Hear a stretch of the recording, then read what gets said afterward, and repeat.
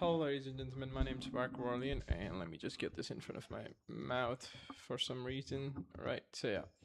So my name's Varik.Verilion. Today, like always, we're gonna be understanding a lot of different kind of stuff. And last video we understand about how Donella was talking about systems, how systems dynamic, how systems interact and create behavior that no one wants or something. And then we have incentives too, and how incentive creates incentive by Charles Minger, right? I mean, I did watch this video about incentives. I won't say he's one of the most honest people out there, but he do definitely understand a lot about incentive. Incentive is like you do whatever you're rewarded for.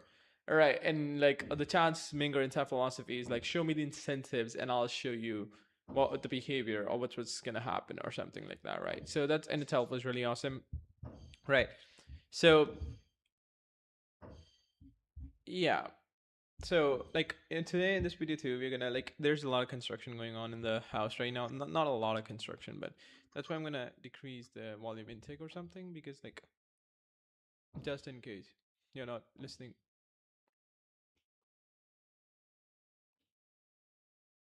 Yeah, it's not catching the voice from the background, which is good. And let me just remove or on. Let me just on the noise cancelling too, right? And let me just on some music in the background because like there's clearly construction and that kind of like distracts focus and I don't want to do that, and I made a mistake by not actually bringing a water bottle. There's just one water bottle. I'll bring another one later, though, I suppose. Hmm.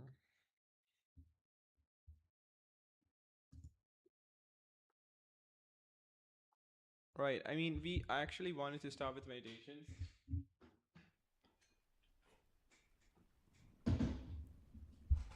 With meditation or something. I think you guys can also hear it. Phew. We did watch, like, if we go to history. And there's also Jay Forrester, The Growth and the Collapse of Market. This guy's the one who actually found out the, you know, system dynamics or something like that. All right. You guys can also hear it. It's kind of nice to hear, actually. Yeah, let me just select stream, refresh. Let's just see. Like, yeah, no one ever came to my stream. That's kind of like impossible at this point. I've been streaming for like, yeah, for a long time now, I suppose. I guess, yeah, you need to get discovered by creating some content, and only then people kind of like get funnel in or something. Right. I mean, I've never done that actually. And I don't really mind having no viewers at all. I mean, literally. Because okay, I realized one asymmetry. Am like, is my both shoulder not equal, or is it because the camera angle? Oh yeah, they are not equal. What? What? They are not equal. This side is more higher than that side. Why is that? Now they should be equal. But I was sitting like this the whole time. Right, that's a bad way to sit, guys. That's a bad way to sit. What? Yeah, they should be equal to most majority of the part. Yeah, now they're equal. Alright. No, it's still slightly there. I'm slightly bending towards this side like this. Okay. What if I remove this? Now bending towards any side, which is a good thing. Alright. Yeah. The bend was kind of a bad thing for us to happen. That's why I should buy a new chair or something. Alright, and let me just, yeah, this is like what we were watching, but let me just quickly change the, what they call it, the progress score. Right. Not this. This. Alright. And we'll change like today's day 13. We are only going on like through the book 1. We did integrate some concept yesterday, didn't we? No, we didn't integrate any new concept. Oh no, we did integrate the anti-fragility and stuff like that. Did I integrate those concepts here? No, anti-fragility for like those were entirely in new concepts. So I think they should be 12 or 11 at this point, right? So yeah, so like yeah, concept integration is happening beautifully. Right from here, I'm running a background noise like out there and something. So like yeah, let's just close that, and it's time for us to actually, yeah, go to our reading session, right, guys? So we were on the topic of escalation, the trap escalation. Okay, yeah. So they were talking about like how you push me, I push you back, you push me back in return. It's like I hit you, you hit me, I hit you, you hit me in response to I hit you, and then I hit you in response to you hit me that came because of I hit you.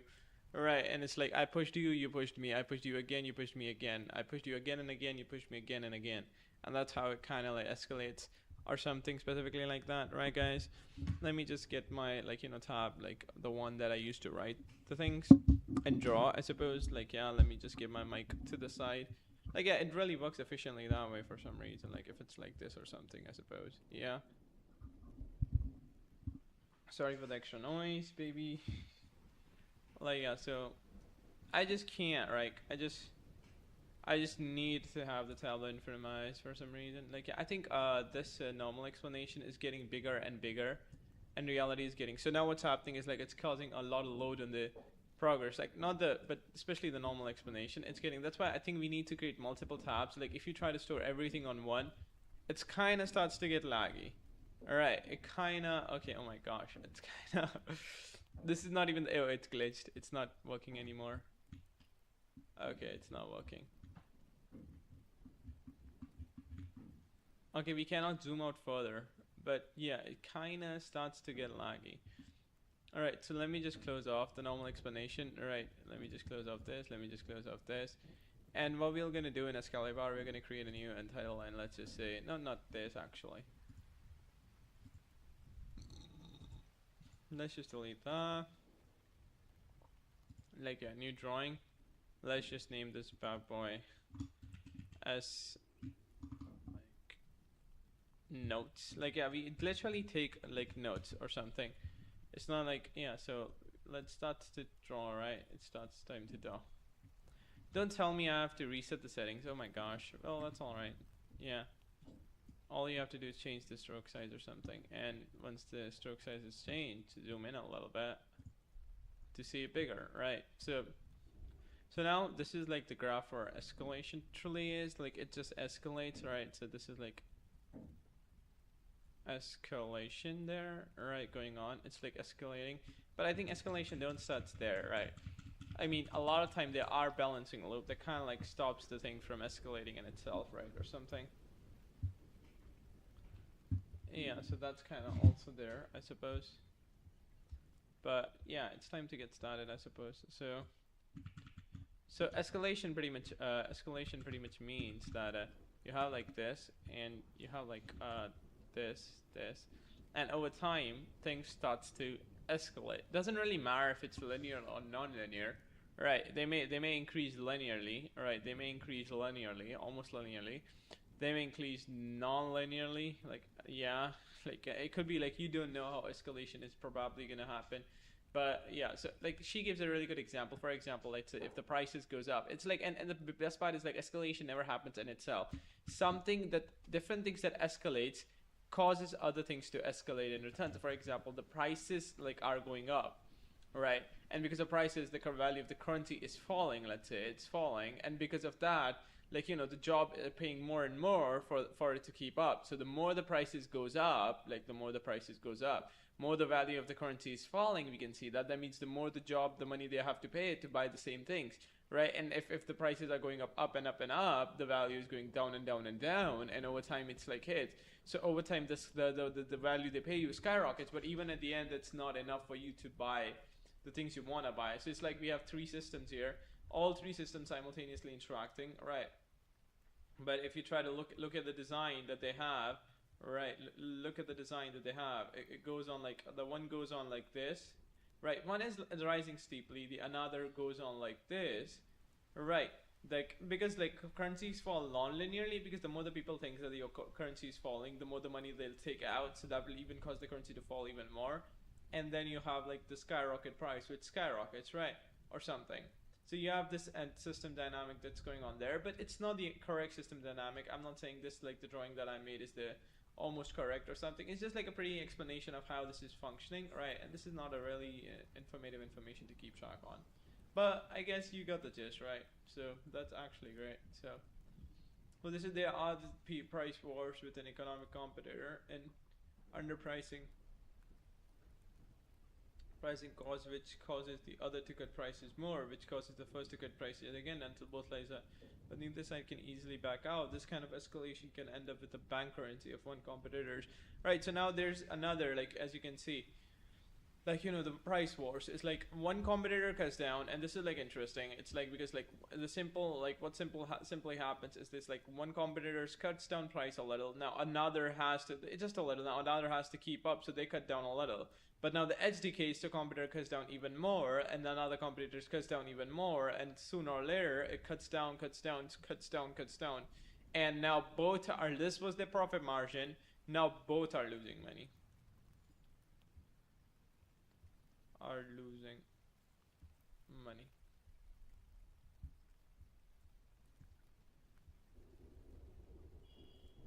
Like, yeah, so now both are losing money. Literally both are losing money, right? So this is what happens in my dad's business of paint shop, right? Like local retailers will constantly compete by themselves by decreasing the prices, right? And they'll keep on decreasing the prices and work in very low margin. But the best thing you can do is, like, you can collapse your hand and then say, okay, we are not gonna decrease margin after one time. We are gonna just increase it, or to some degree or something, right? But that doesn't happen. In business, people will betray each other just to make sure that the other customer buys their stuff or something, right?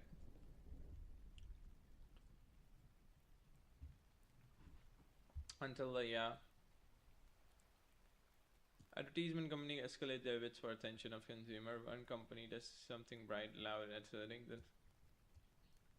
bigger basher, the first company outside, present the environment in the mail and so. The customer's senses are dull to the point.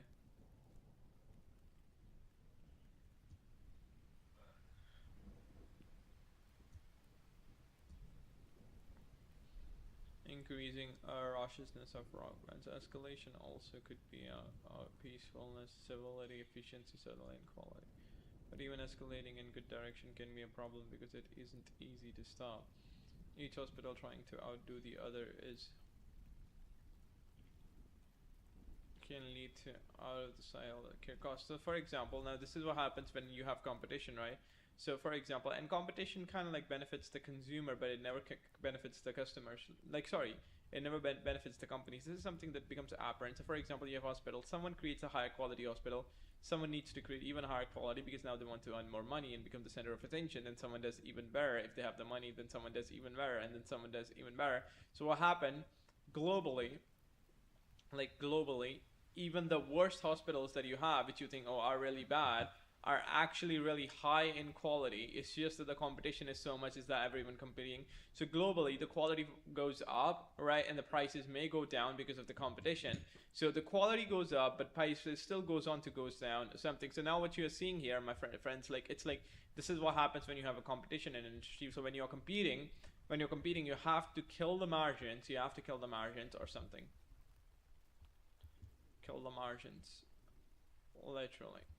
You have to kill the margins to succeed or something. Escalation. Now, this is actually one of the biggest factor of global growth too. It's like everyone's in the market are competing to some degree, and they want more profit, more margin, they want more success, more different stuff like that, which causes them to win. So from this idea, you can pretty much imagine, like, everyone is out there to kind of like win a game, win a fight, win a war or something, right? Escalation can also be about peaceful, civility, efficiency, subtlety, and quality. Yeah, this is actually too true. That it can happen vice versa. You peaceful to me, I peaceful to you, yeah. And wait a sec, let me just quit this shit. Yeah. But even, but can I actually highlight it using this? No. But even after escalating in a good direction can be a problem because it isn't easy to stop. Each hospital trying to outdo the powerful escalation in morality can lead to holier than thou sanctimoniousness. Escalation in art can lead to far to rocket shit. Environment responsible lifestyles can lead to rigid unnecessary exponentially. Therefore, you can carry a competition to extreme faster than anyone would believe possible. Yeah, this is why companies work on margin that are so cheap. They do not treat their retailers goodly, because this is something I got from my dad. Companies hate to treat their like, you know, retailers wisely or something. Like, they just don't want to treat their retailers like if, like in a good way or something. It's like they do that because because they care about profits. They do not care about the X guys has an ex-wife or something. This is my dad saying they care about profits and they care about consumers. And this is, I think, the main motto of every businesses is that all of them cares about customers the most. They do not care about like anyone in between. The customer is the god. This is what they say. Customer, not the god. Customer is the king, I suppose. This is why. But this is not just in markets, right? I mean, like this entire book happens to come from market, but you have like moral values too. It's like everyone is being ruthless, so it kind of escalates. So, for example, you have man who was right on mangas where people are competing for power and everyone is ruthless. So you're like, I'm ruthless to you and you are ruthless to that. That's why ruthlessness kind of escalates because everyone wants power and then they like one becomes more ruthless, other copies that because they know that ruthlessness actually leads to more power. Then yeah, that kind of behavior gets like more like acceptable because like it has incentives, right? If nothing is done to break the loop, the process usually ends up with one. Competitors breaking down. One way out of the escalation trap is unilateral. This deliberately reducing our own system state to induce.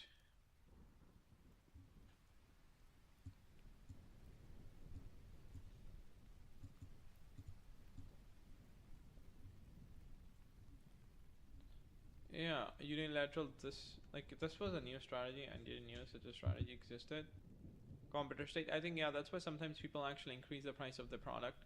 Right. So now what happens is like because people have a heuristics or like this is again incentives, but this is like an association which doesn't actually exist, but people believe in it. Is like the if something is more priced, right? So, and this is a common heuristic, even I have it. If something is more priced, right, that means it's better, right? Than the less priced version, right, or something. This is like a heuristic, but that is not true. Sometimes less priced thing is like way better, like literally way better. But yeah, I mean, this is something like a common heuristics, I suppose. This option is almost unthinkable, but it actually can work if one does it with determination and if one can survive the short-term advantage of competitor. Alright, the only grateful or graceful way of out of escalation system is to negotiate it. This, like, I don't know what this word is. Control C.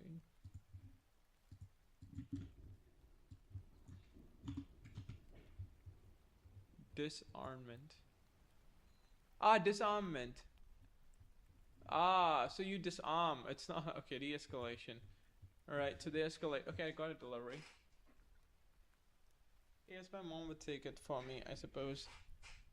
But I'll be back. Actually, I'll just go downstairs and be back in a minute. I got a delivery, guys.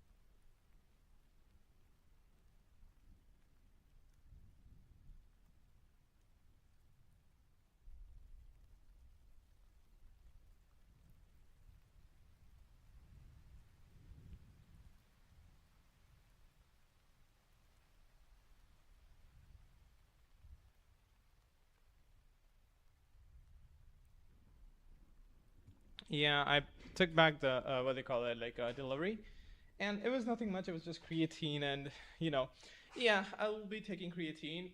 I think it's kind of obvious, like why creatine is kind of cheat code to, not a cheat code necessarily, but it does give like a, there's no such thing as a cheat code, but it does give like a 5 to 10% what do you call it, improvement or something, right? 5 to 10% improvement in, yeah, in your sport power or like in sports or something, I suppose. Yeah, 5 to 10. Okay, if I don't take that away, I sometimes lean. I'm leaning unnecessarily. Sometimes I lean at this side. Sometimes I lean at that side. This is not good actually, but yeah. So from disarmament, we did know like okay, it's, you know, it just pretty much means like yeah, you're reducing something like, but it comes from like a war or something. This is like the kind of a thing here. Like yeah, right. Once my setup becomes, oh my gosh, I need to quickly change the setup. I need to make it like a 4 monitor setup. Ah, I need to convince my dad too on that. That's gonna be hell or something. But yeah. So the only grateful way out of escalation system is to negotiate a disarmament or something. I'm gonna do meditation when we leave actually, or you know, 10-minute meditation because I did think of doing it every day, or maybe NSDR, non-sleep deep rest, if I feel too tired. Right. That's a structural change and exercise in a system design.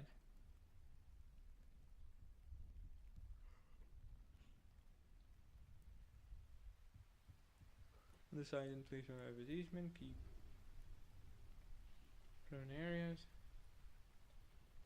It is to create new set of balancing controlling loops to keep the competition and bound parental pressure to stop the kids fight. I mean, this is one of the most efficient ways how we actually keep the kids fight. And yeah, regulation on the size and placement of advertisements, peacemaking trips in the violent spirits area. This not usually easy to get. Mission systems are not usually easy to get and are never very pleasing. Much better than staying in there.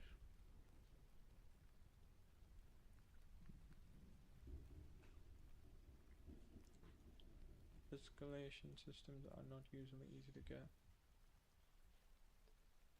Are not usually easy to get and are never pleasing to the parties involved, but there are much better ways staying in the race. When state of one stock is determined by trying to surpass the state of another stock. Yeah.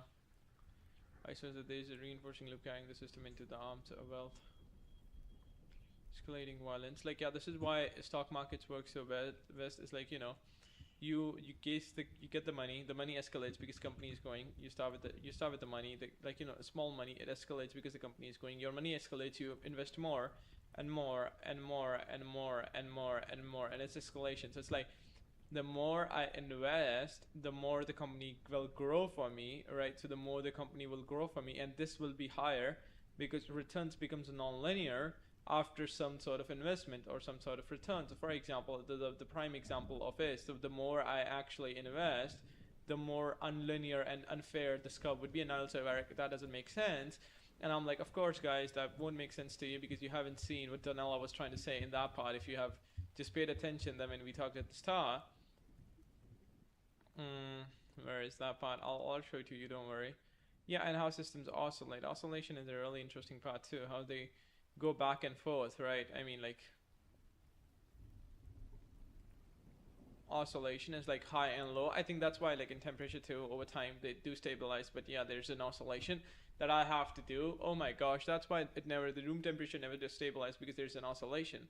The environment can sometimes win, the room sometimes wins. There's no constant dynamic equilibrium. That's why I need to constantly increase the temperature or decrease the temperature. And where's the thing? Oh my gosh, it should be here in sight now.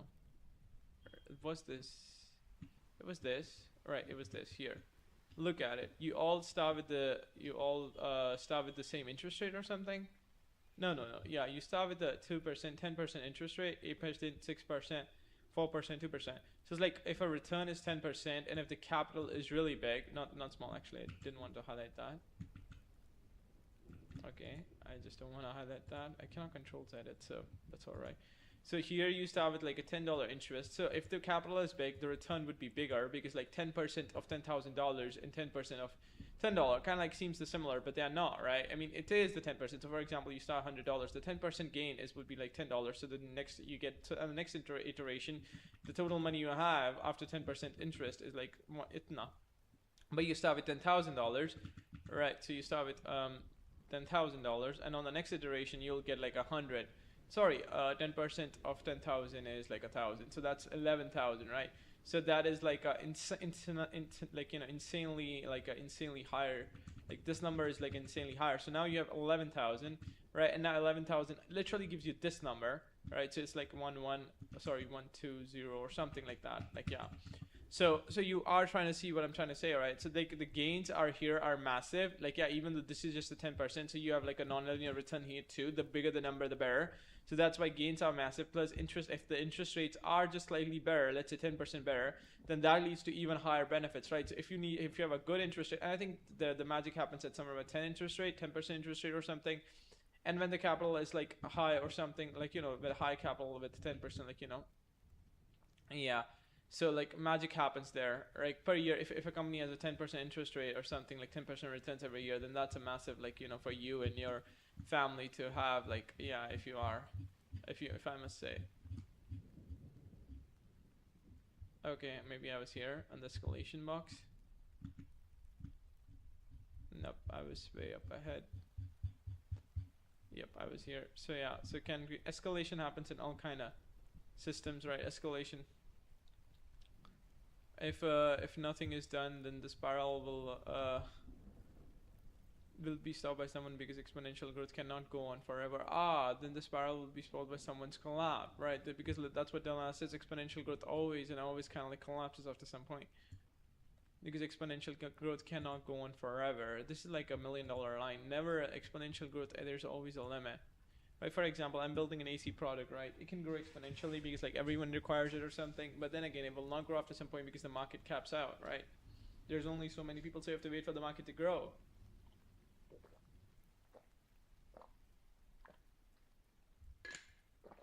And more the market grows, the more my money grows, I suppose. And that is kind of true. So yeah, the best way out of trust is to avoid getting in. And if caught in an escalating system, one can refuse to compete unilaterally, disarm, interpreting the reinforced law, or one can negotiate a new system with balancing loop to control the escalation. Success to successful. Competitive inclusion. Extremely rich people at the top of the slice of the 1% of the taxpayers have considerably flexibility to expose less of their income to taxation. Those who have raised to take bonuses now rather than the next year, when taxes are expected to be higher. Caution stock option. To move income forward in a way possible. Is my let precious special class or success to successful? Yeah.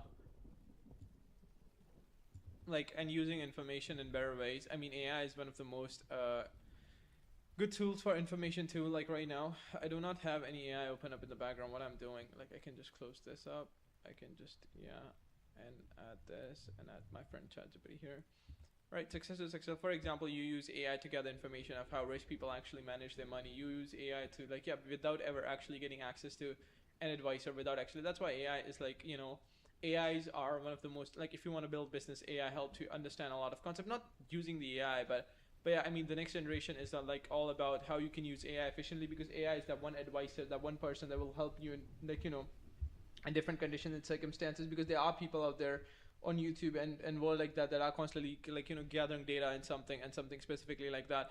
So AI gives you like a high quality, like I'm literally building like a remote and a sensor and environmental control, which is an electrical engineer should know from scratch with the help of just an AI and its information, right? So it's like how I'm able to connect systems with the help of this. So it's like the more intelligent you are, the more intelligent AI makes you, because like, yeah, because AI, if you are religious, let's say if per se you are religious, and if I told the AI, right, okay, I'm religious, and what about Islam? And yeah, so AI would give me Islamic answer, which are kind of stupid. Like, I'm not saying Islam is stupid. Like, no, I don't believe in religion. I think I'm an atheist, though I'm born in an Islamic family. So, but yeah, my parents do believe heavily in religion. So, but I don't at all, right? So I'm an agnostic, or you can call me an atheist. But like sometimes I do think that there are some chances. Okay, I never think that. I just want to tell other people. I just tell other people that I'm agnostic, because that kind of like keeps you in a safe spot where you can say, oh, I don't know, right? But to be honest, there's no point actually saying that. I'm an atheist. Fuck it. Right. So this is what I'm saying, right? So I am an atheist, and yeah, so like yeah, so it's like a lot of the explanation about life reality that makes sense. So I think being atheist in itself is some sort of intelligence advantage because you're not hoping that.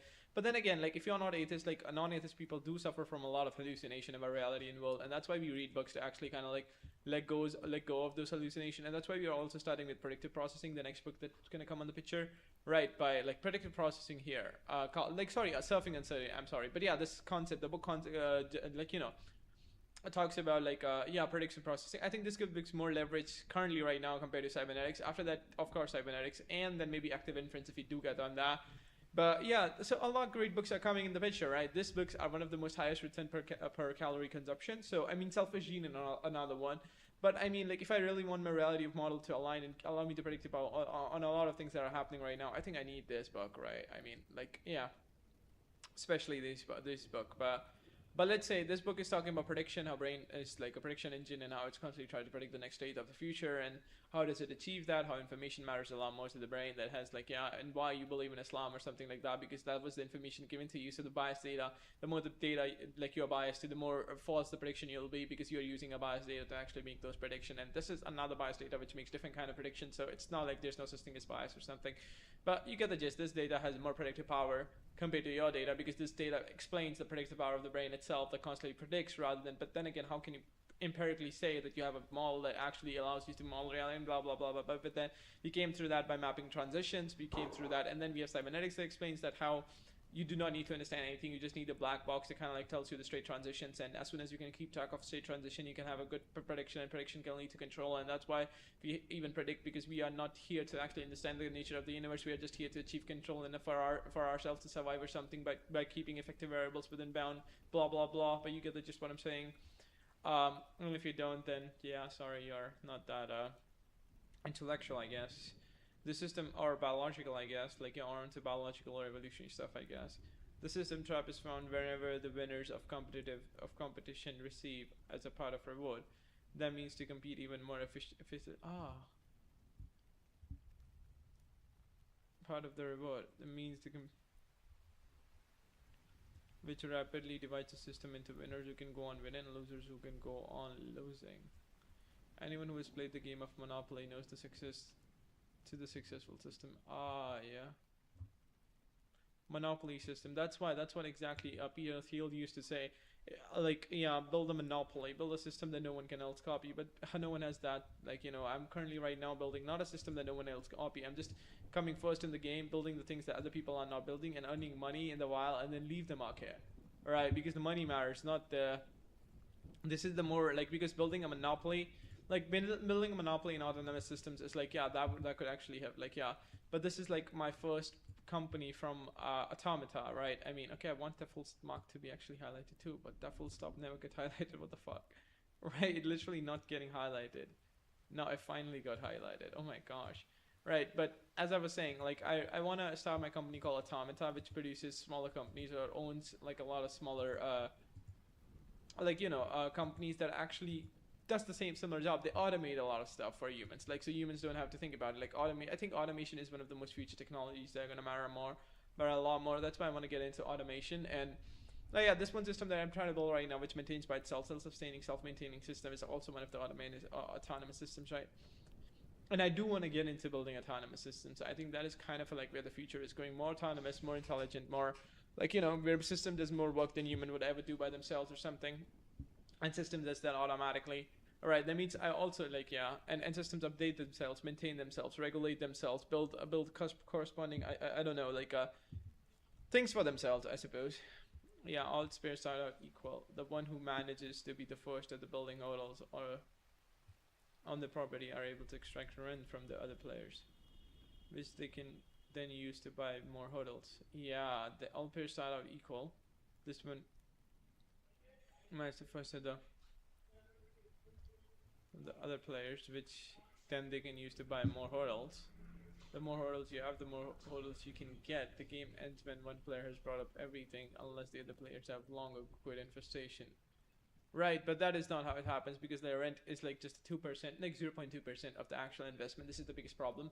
That's why reaching that runaway reinforcement loop can take decades. That's why one of the most advantageous strategies in these kind of systems is to actually build it for others and gauge the retention. So for example, now you'll say, Varik, I don't get what you're trying to say. And this is what I did with when I was talking about my dad, and I did some research because my dad wanted to get into construction or stuff like that, right? So I did want to get into it.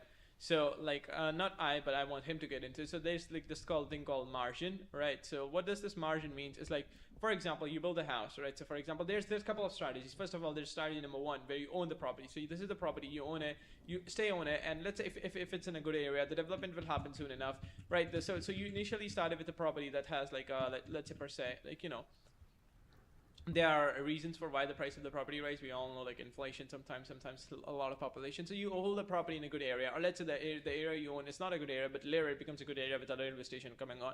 You bought a property for $1,000. Of course, it's a lot more expensive than that, but we are just gonna take that. You bought a property for $1,000 or something, right? And I don't know what the sign. How do you draw the sign of dollars? But yeah. So you start with 1,000, and now you have $10,000. Like yeah, and this is like the return you get in, let's say, 30 years, right? Fucking slow.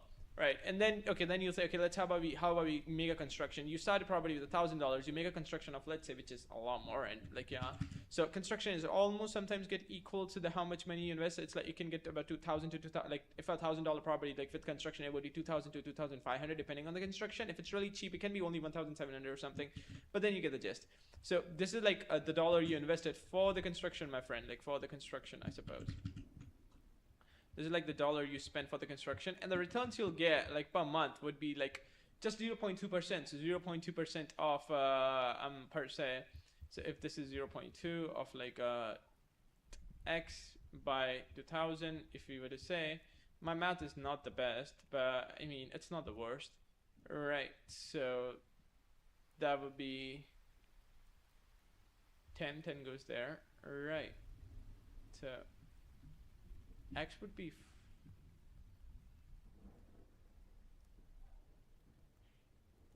into 100, 0.0004. X would be 4. Yeah, this is how much you earn per dollar. So it's like a property that is worth about let's say $10,000. Like, you know, it's not exactly $10,000. $10,000 property is really cheap, right? I mean, a property per se, like $100,000, right? So a property that is worth about like $100,000, like let's say, would not even gonna earn $1,000 per monthly revenue. It's gonna earn about $100 to $200. Like that is the reality. Like yeah, that is the rent you'll get, my friend. That is if you have a property worth of $100,000, right? That is like a 70 lakhs in Indian money. If you want to go know the transitions, it's like a $100 to $200, right? So in terms of Indian, it's like if you have a property worth of 70 lakhs and then you done a construction over it, which kind of like causes it to become even more. But let's say, like yeah, the total, like everything becomes out to be 1.4 CR. The amount of rent you're gonna get into it, of course, is not gonna be like, because since this is double the price of that, double this, so you're gonna get $400 per month, which is somewhere about in Indian money. That's like 9 is 9 is 18, 27, 36. So that's like a 30,000 rent or something. But then again, that's why building a house and renting it is never gonna work out. So what you do is you build apartments, right? But apartments take a lot of time to scale, and then there's a lot of problems in that. So that also doesn't work out, because like $400, like it's not much. It will take you about decades to actually get enough money from that property, because 400 is like 4,800, like $5,000 a year. That's like literally what you're getting, and you invested about like 100,000. How do you get like, yeah, in a year? So like if you have a 10 years, that's $50,000. So finally you recover, like, but that takes 10 years or something, 10 years to actually recover that amount of money, right? It takes 10 years and even more to actually buy and make the new property. That's why rent system can become a runaway system, but that only happens if you have property. I did a calculation, that's about 30 to 40 properties. Once you have this much amount of properties, which is like worth about this much, you get a runaway reinforcing system, right? But then I realized there's a way to escalate this system, because at the end of the day, what you can do is like, this is the biggest strategy that I find out, and then market, never going to be the part of the market, but I do understand the market, try my best to actually understand it, because they're kind of like, yeah. So what you can do is like, you can buy someone, you can have someone who has this much amount of property, and this is where it gets insane. It's like, because my dad also wanted to reach this runaway loop, but he can never reach that because he never have the enough like capital to actually create a lot of properties and something like that. Because for 40 capital, like multiply this by 40. So what you would need, multiply this by 30 to 40. So in order to reach runaway, and even then it's not runaway, like now you have a lot of capital stolen, yeah, but even then it's like so much, after so much, finally you get a runaway system. finally.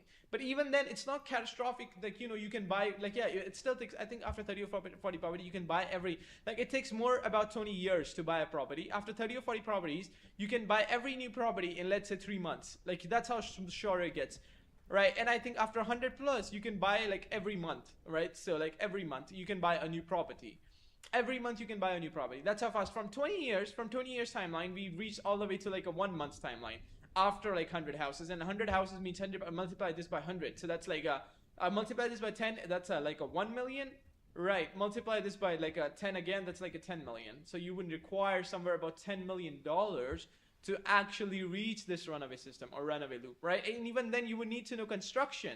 And even then you need to actually create multiple houses, because when you are creating a houses, you cannot like, you need to actually build for shops, right? Because you cannot run on simple house, because even if you like have a big house, you still can't. But if you have multiple shops, you can ask for higher rents. So you would have to like, you know, like a complex or something, like which have multiple shops in a bigger house or something, like, you know that, right? A small building which has multiple shops in it. Something like that. You have to build something like that to get a lot of shops into the system going. And only then, my friend, only then you can have a runaway loop. But there's a very fast way to achieve that, because the thing is, like, one of the biggest bottleneck is how do you achieve the 10 million? And what I told my dad is to not earn that much money, go to the guy who has 10 million, right? So what do you do here? You build a property. Let's say you have a property, let's say that causes like because this is my dad's strategy, was like he build a property that is worth about like 50 lakhs, right? I don't know exactly how that much is in dollars, but let's say like, yeah, in 50 lakhs built about like 50 lakhs to 1 CR. Between that's the money he had. So 1 CR would probably be $100,000, right? $100,000, right? So you cannot have like a 1, 2, 3, 4, 5, 6, $100,000, but you cannot, with $100,000, build a lot of properties and sell all of them, right? And each time you sell, so it takes about 6 months to make a lot of property, right? Like, so you have 6 months to make a lot of property. So now what happens, because of 6 months and 6 month timeline, you know, you get about like when you sell it, you can like add 1 lakh per house, right? So you made, let's say like with 1 crore, you can make at least somewhere about roughly 6-7 properties. So you get 6-7 lakhs, and you earn 6-7 lakhs in 6 months or something. Look, he's not that fast, and he mustn't have earned this much. This is like optimistic part. He only earned about like 4 to 5 lakh, and like, yeah, but he took about a year to actually make it. And he was like talking about limiting that the shorter the cycle is, it takes some amount of time to buy the property, it takes some amount of time to build a house and then sell it. All right, so he's not renting, because in renting, like right now he's able to earn like 4 or 5, like it can act as an income, and now he can use 4 or 5 lakh more to build a better thing next time, right? And this way he can start with like about a 50 he can start with 50 lakh per se, and each year he would earn like a 5 or 6, like, you know, 5 lakh, let's say, for 5 lakh, and like in one cycle, so each year he could add 10 lakh, right? So 10 lakh. So in the next year, his cycle would look like using 60 lakh to build a house, and the other year it would look like 70 lakhs, right? But this will, after 10 years, after 10 years of hard work and labor, the total amount of like building that he can possibly do is like, because we are adding 10 lakh, this is the revenue he gets from selling the house every year. But in 6 months is the time it takes. So each year he earns about 10 lakh. So with this, if you have like, if he goes for about 10 years, he would only be building 1.5 CR worth of houses. That is still not very close. We need 10 million to achieve the runaway loop, right? To where it's insane amount of money. And 10 million, like 1 CR is not like 10 million is 90 CR. That's like 90 times higher than this. And this is what he achieves in 10 years. This is 10 years. But and then like owning a property, like, you know, like the owning the property strategy I told you, that takes about 30 to 40 years. And even then you cannot achieve 90 CR. Like, yeah, you can make apartments then, and apartments achieve a lot more, right? Yeah, but then again, apartments fail all the time, extremely risky. You may build, but some places are just not the right position. You can build malls, but takes insane amount of capital. All of them works on insane capital, and they give insane returns, because you own the infrastructure, you own the property, so your money is never lost. At the end of the day, you still, but then again, like, you never make huge profit. It's just that you never lose too much money, which is a good thing, but you never make huge profits. And in order to make huge profits, I told him this simple trick. He was in construction, he know construction. Hire the people who has 90 crores, like build for them. Each time, so for example, if someone wants to make a construction of 10 CR, let's say, your average money you'll get on it is 10 lakhs. This is like the minimum money you can actually squeeze out of them. Like, so that's like, and like if you take multiple of them, let's say 3 to 4 people simultaneously, you can earn 40 lakh in less than a year. Like, in less than a year. This is a different strategy. Entirely different strategy. 40 lakhs worth of money in less than a year. Each cycle here in a year was 5 lakhs. Here it's 40 lakhs. Literally. And this is like the minimum you can extract, because a lot of time you can hide a lot of different kind of stuff, like, you know, like how much it took to add on something. And like, yeah, so if someone is there for 10 cr, like, you know, construction, you can easily extract 10 to 20 lakhs. I'm not kidding about this.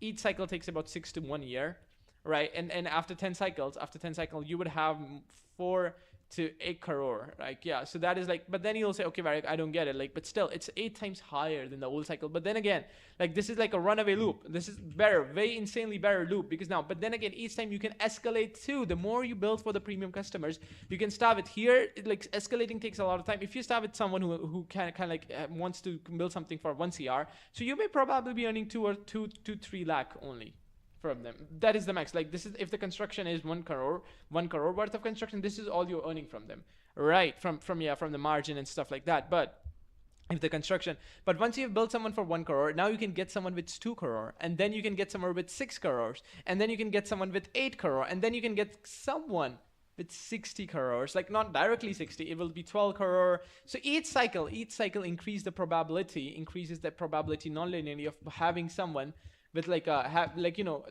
having someone who has a lot of money. So in 10 years, not would you just earn 40 lakhs, like, you know, 8 crores, but then again, you can escalate over time insane amount. So like with 20 we needed 90 CRs to actually read the runaway loop, like insanely. But then again, we need about 30-50 houses, which will take about 30 crores or something. But 30 crore is like the minimum where it starts to reinforce themselves. After this point, you don't have to earn it, you just have to wait, right? And this is where the system get interesting. So after 10 years or something, after 10 years, what happens is, like, your expertise, your ability to build get insanely better and better. Your connection gets better and better. Network effects start to kick in. People know about you. You're becoming a part of the economy or something. So what happens over time? Each of these systems has, like, I'm not saying the maximum you can get is 1 CR. You can even get 2, or you can even get 3. But this is like the cap. You're not understanding the cap, but here's the cap is a lot higher, because now you can get someone with 90 CR and build something for them. And that's gonna, like, if they have 90 CR, trust me, you can easily extract 1 CR out of them. You can, in construction alone, if it's worth of 90 CR worth of construction, right? You can extract that much money. You can, in just 1 cycle. And the faster you build, the better. And this is the main game. And then you can buy something and rent that something, and then you can build complex apartment, which actually gives a lot better, which have a better renting profile, a very better renting profile. And then you can have someone who's smart enough to know where to actually buy or not. So if you have 3 people, one that actually kind of like constantly builds for other people, right? Another people who actually builds the stuff for renting, and one other people who do the research and try to find out like where the actual money lies. Yeah, you can have 3 people, and within a decade they can build insane money. They can build, and within 30 years of running this cycle, they are like, their net worth is literally more than, I don't even know, it's minimum is 100 CR. The maximum they could reach is even 1000 CR cross, because I told you, after some point this becomes self-reinforcing. So after the decade 2, it's like it's just insane amount of money. That's why doing construction for other people is far much advantageous, and using that money to actually build your own construction is far much. But then again, you don't have time necessarily, so you hire someone else to do that for you. So that is more advantageous, and then you can be the smart person by yourself who knows where to build, where not to build. So you can just hire one, like a normal local constructor, and then you can use that money, because like if you earn 40 lakhs. Right, and then you 40 lakhs from one big construction, you use a small construction to build, and then you have to lose about 1 or 2 lakhs, so that's about 38 lakh worth of construction you get there, right? And over time, you can just pretty much escalate this, so that person that's building for you also gets better and better at their job and what they're doing, and they can earn more money from you, and you earn more money from the bigger picture. So yeah, it's a cycle. Everyone earns something. It's not like you can just I'm not make them earn money, but you get the gist, and you have to be smart enough to know where to place the money and where the construction should go, so the shop could come. So what is a good area? So judgment matters a lot. So if you have a judgment, and if you can build or do construction, and if you can apply the strategy, your chances in the next decade of being a really, really rich person increases exponentially, right? But then again, you can build a software in 1 year, reach more than a million customers, and can earn about 1 million per month or something. Software scales absurdly fast, right? But then again, that's why I never pivoted onto this industry. It takes 30 years. Software takes 1 year. Build a solution 1 year, and about to reach 1 million customers. or something online that they need a service or whatever. So like you need to be smart. No, now here judgment matters far much more than property. Property in itself doesn't lose much money, but here you lose almost everything if you fail. Like everything you build up starts with time. But then again, it builds ability to understand which startups going to work out, which startups are not going to work out, and different things like that. So now you can have like, even if 1 million customers pay $10, that's $10 million business. $10 million is like within a year, like if that's only everything here matters on what you are building, if the startup is valuable or not. In real estate, it's like, even if sometimes you mess up, it's forgiving. But here, like, yeah, but the thing with software is like you actually put no money. That's why it's a lot safer than building a hardware business, than building a shop. A lot more safer. And the problem with hardware system and different systems like that is that they don't scale, but hardware system do scale because you have Amazon and platforms like that and YouTube and stuff like that. So they scale, but restaurant and stuff like that never scale. So they are like pretty much committing a suicide on your capital growth. But you see what I'm trying to say here. You literally see what I'm trying to say here. So it's like you have multiple strategies, and there's a lot more strategy here too. In real estate, there's like I derived 7 strategies, and what I find out is the best strategy is use someone else's money, because you are using someone else's money to build things for them. You're never using your own money. That's the main thing, right? So yeah. This is like the most beneficial thing in the game, like using someone else's money to build something for them, and then just taking a small amount of that money and you win, right? Yeah. Whew. So you see what I'm saying, guys? This is how it like really functions. This is how it really functions. The better you get at this stuff, like yeah. And that's why software scale absurdly fast. But it's about like, yeah, and you don't even need 1 million. You just need 1,000 people paying $100, like creating insane value for 1,000 people would pay $100. Like, yeah, and $100 is like monthly revenue would be 1, 10, 100,000, 10,000 lakh, right? So it's like 100,000. Oh, actually, I dropped million there. Oh my gosh, it is not 100,000. It is 1 million. Sorry. It is $1 million here. $100,000. 1, 10, 100,000, 10,000 lakh. Yeah, $1,000, $100,000, not a million. Sorry for that. So this is like $100,000, and in a year you can earn somewhere about 1 million, right? And in just 10 years you can about $10 million, right? And you earn that while doing nothing but running a software business, which is like, and simultaneously you can invest that money into investing, because here's the problem is that like you are busy building stuff for other people, so it takes a long more time. But software is not that time taking once you build them, right? So you can do something else simultaneously. So you can start another business and update your business every 6 months or something. So like, you see what I'm trying to say? So you can build multiple systems, multiple stream sources or something. And then you can use that money simultaneously, just like how I am. Because like right now I'm reading.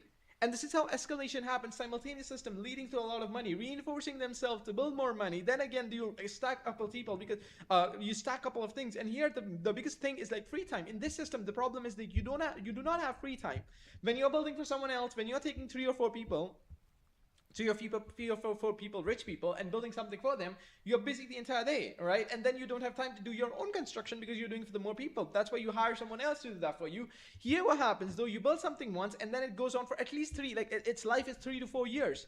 That value at least, and after that you can update it and then just keep on extracting more and more value, at least for a long time. This is the thing. But here's the thing, the startup always end is like there's going to be a better company, the solution is going to get outdated or something, so you always have to recursively improve startups.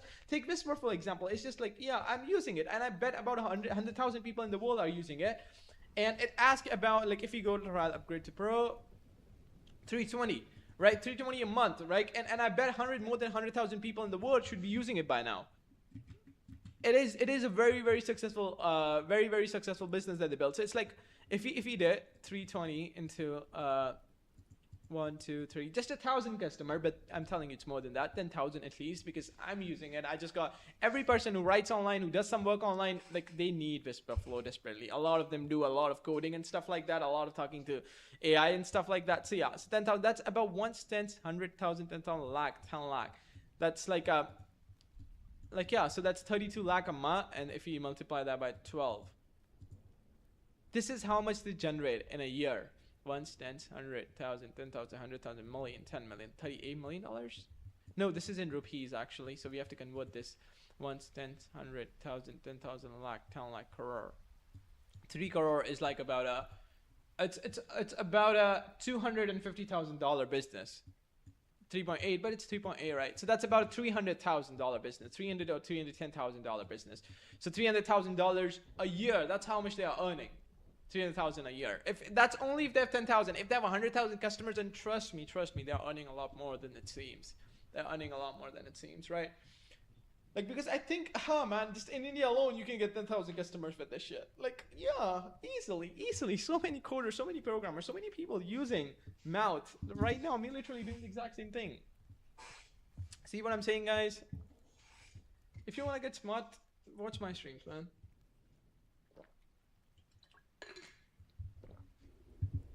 The sole purpose of the stream is to become smarter, understand more about reality. And this is why strategies happens. A lot of time in systems or in markets, guys, there's only strategies. There's nothing like, job or business. There's only strategy that actually leads to more money. Don't think as if I'm going to do this job. It's not, it's like when it comes to construction, I need to learn X things and this is the strategy I'm playing and this is the returns I will get on the strategy when it comes to money. Make it ruthlessly simple. There's no ego. There's nothing like that.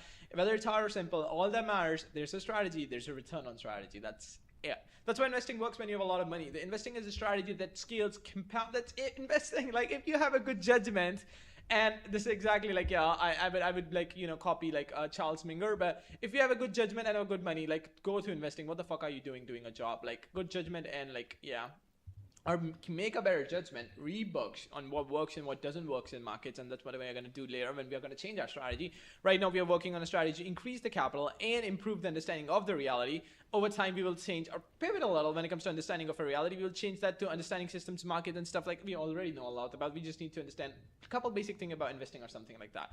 Once we've got that, how different kinds of investing functions, and like I already know real estate, I already know like a day trade or something, I like stuff like that. So we need to understand like what kind of strategy leads to the maximum return in those kind of business, like in those kind of investing power. And we realize like, okay, creating property in itself leads to a lot of, but then again, holding shares in a company is even more beneficial. Like a lot of money in a lot of big companies is far much better because they can produce value by themselves and their produce increases far much more non-linearly compared to real estate. That's the game. That's why investing in stocks is far much better strategy than investing in this kind of stuff. Yeah, and at the end of the day, it is just strategy, nothing else. Like literally nothing else. Like it's just strategy to make more money. That's it.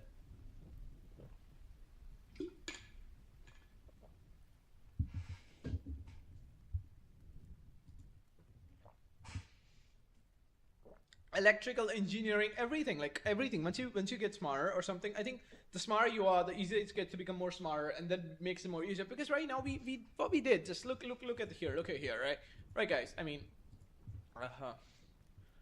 actually I do need these sessions. Like for example, like yeah, we got multiple monitor because we realized we need a better setup, but that's not if I go to orders. And I do receive 2 orders today, like the food and the stuff I told you, your orders that I just received, delivered today. Like yeah, it's high peanut butter, right? And it's sunny. Oh, my mom didn't eat this. She really want to eat the like dark chocolate peanut butter, and yeah, like yeah, we bought this creatine monohydrate or something, right? And now we bought stuff. Do not know ESP32, whatever that is. I have an intelligent system that called ChatGPT. This is the run of a feedback loop. Knew nothing about electrical engineering. I don't even know if this is a part of electrical engineering, whatever, but I do know this is a mini chip that actually has Wi-Fi or something in it, and there's some code that you can connect to it. So I can just connect it to my laptop, connect this shit with this shit, and then this shit connected to this shit, and then I can send signals and receive signals, and this thing too here actually does the same thing. This thing is a better receiver compared to this thing. All right, it's a way better receiver. So yeah, and then this thing, right, and this thing can actually tell me like the temperature, humidity, and stuff like that, and pressure that's in their surrounding. Combine these 3 things, cost about 2,000 rupees, which is somewhere about in dollars that would be about $20 or something, 20 to like yeah. So in $20, I can create an AC remote, and I'll say that's really good. But not just that, I can actually send hundreds of thousands of signals, control multiple AC simultaneously, can automate the stuff, do a lot of stuff, send IRL signals. It's simple because I realized a simple concept, and this is how the thing functions, like communication between the remote and the AC, and I just mimic that communication and using it to autonomously control my room temperature by creating a software that an AI, and I knew that there's multiple components when it comes to like variables or in the equation when it comes to like maintaining human body temperature, and then create an equation using a software in my other system. So it's like you're starting to see, the more intelligent you are, the easier it becomes to build more things. Right? And from intelligent system thinking is one of those things. Understanding how humans function is one of those things. Understanding how markets function is one of those things. Everything's kind of like a different things. And then you can know, okay, what is actually possible and what is not possible. You get more feedback onto whatever you're doing. And that same happens with investing. You can know what is possible. You can know what people can most probably pay for. You can put a lot of money into that. You can know if the industry is big and no one is targeting. That means a business that is new and targeting that industry would going to earn a lot of money. Right? This is my feedback as an investor and a startup builder too. Right, so that ability, that understanding, that reading books, everything adds up and builds a very predictive model of reality, which allows you to actually have more better investment, which makes even more money. It is intelligence is one of the most reinforcing loops ever that exists. Oh my god. Intelligence reinforces itself recursively. The better the books you read, the more complex structure you get used to reading, and the more you'll able to read. Right. In the past I couldn't even understand the shit of what she's saying. Right. I bought the book 2 years ago. 2 years ago I bought Thinking in System. Currently right now I can understand everything she's saying.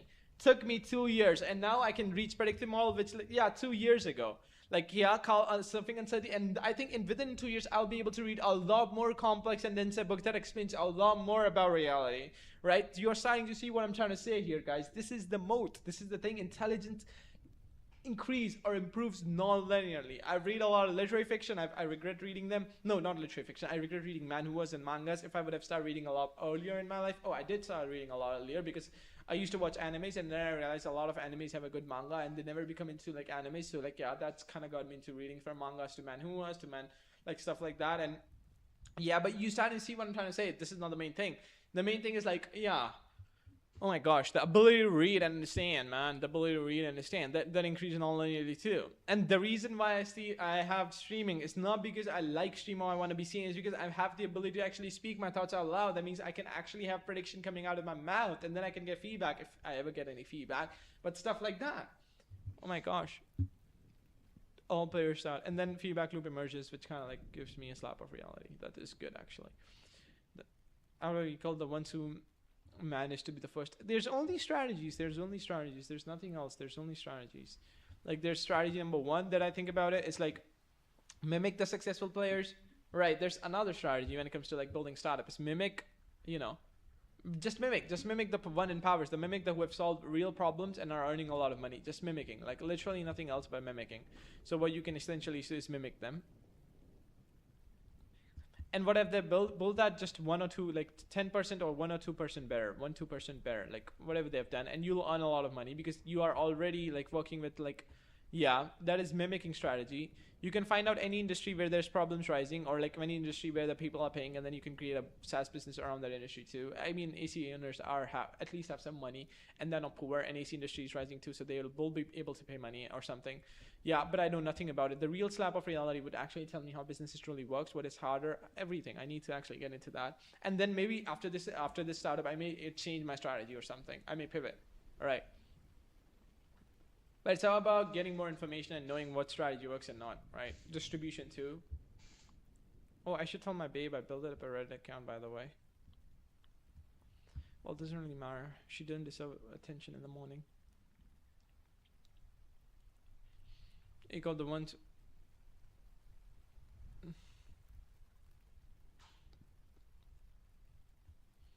This is kind of false. It takes this reinforcing loop to kick in takes decades to kick in. It takes decades to kick in, so that's why it's so slow. If humans were living for 1,000 years, yeah, after 100 or 200 years, you're rich. But then again, with 100 reward.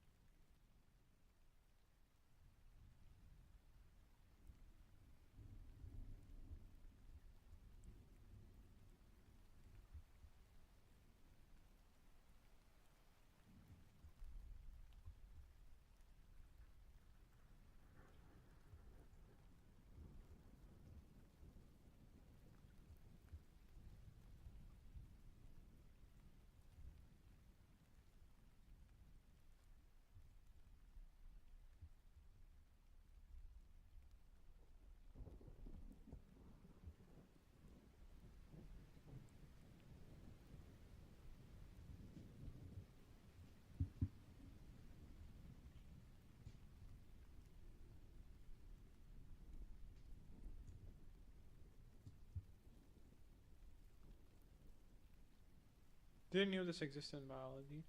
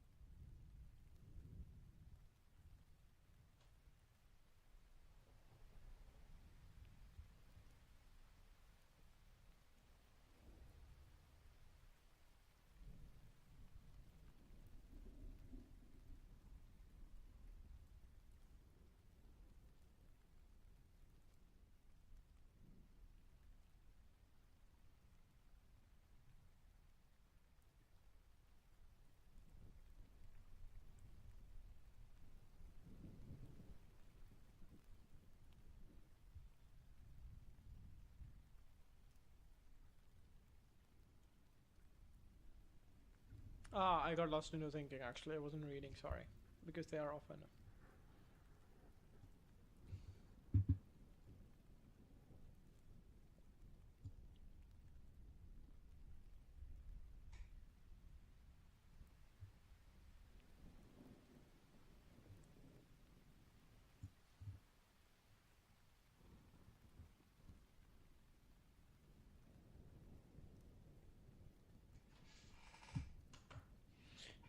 It's alright if my face appears like a little bit dark, right guys? I suppose. But let me just increase some brightness for you guys. So yeah.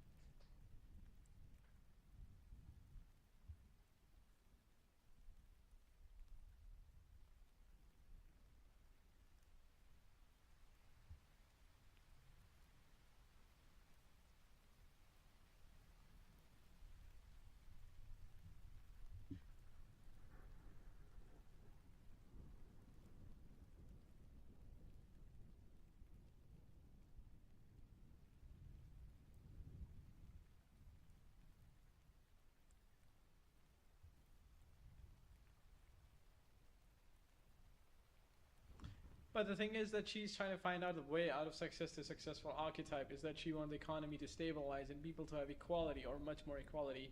Whereas I do not give a shit about that. I'm just thinking, how do I exploit the more of the success to successful archetype? Different people, different understanding, and different uses of the same information they're actually presented to, huh? That's why a lot of information I have would be used to make money and understand reality and myself more is to make more money or something and stuff like that. But a lot of information she has, she doesn't use it to make money. This is like she's using for the betterment of society, or at least that's what she thinks, I suppose.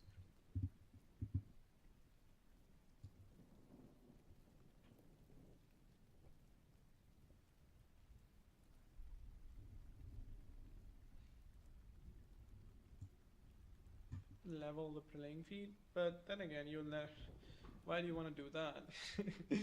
I just want to earn more money whenever the game starts. And this is what Peter Thiel says, right? Monopoly is what you need to have.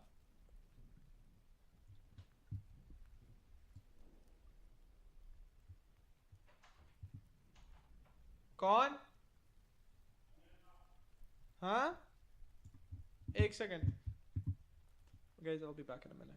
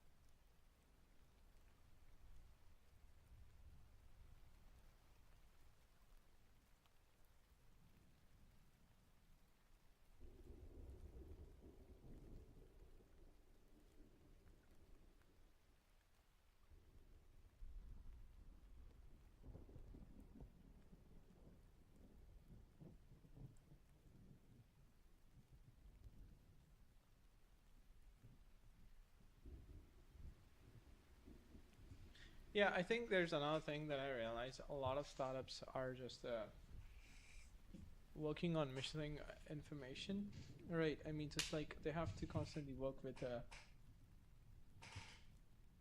insanely low amount of like information, right? So they have a lot less information of what is actually happening, and this is, I guess, a big problem for them, I suppose.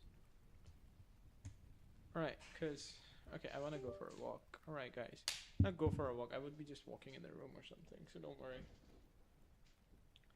You guys would be able to hear me like it was like a no biggie or something, right? So I think this should be working right now. Yeah, it started to work. Take a couple of seconds. They're connected. All right, so this is what I'm saying, right, guys? Yeah, so, and that is the main thing, man. I mean, the reason why I want to walk, nothing specifically holding me here, but it's just that I just want to walk. Lol. You know.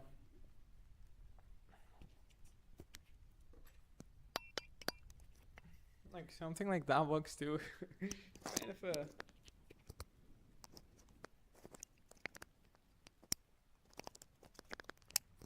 really unique idea, right? You can literally, literally, that's insane idea that I just had, I suppose, right? So I can in fact do this, right? Which kind of like gives a better audio quality, if I may say so, right? So, I mean, this is the thing with a lot of systems. Let me just lock the room. To, like, for example, I mean, missing information, huh? Yeah, I am working on a lot of missing information, like what is possible that I have lost. I mean, I think before you start building a startup or before you start, you don't get a slap of reality. Or what I'm pretty much saying is like yeah, you need a slap of reality or something to actually, you know, get something to work or something like that. I mean,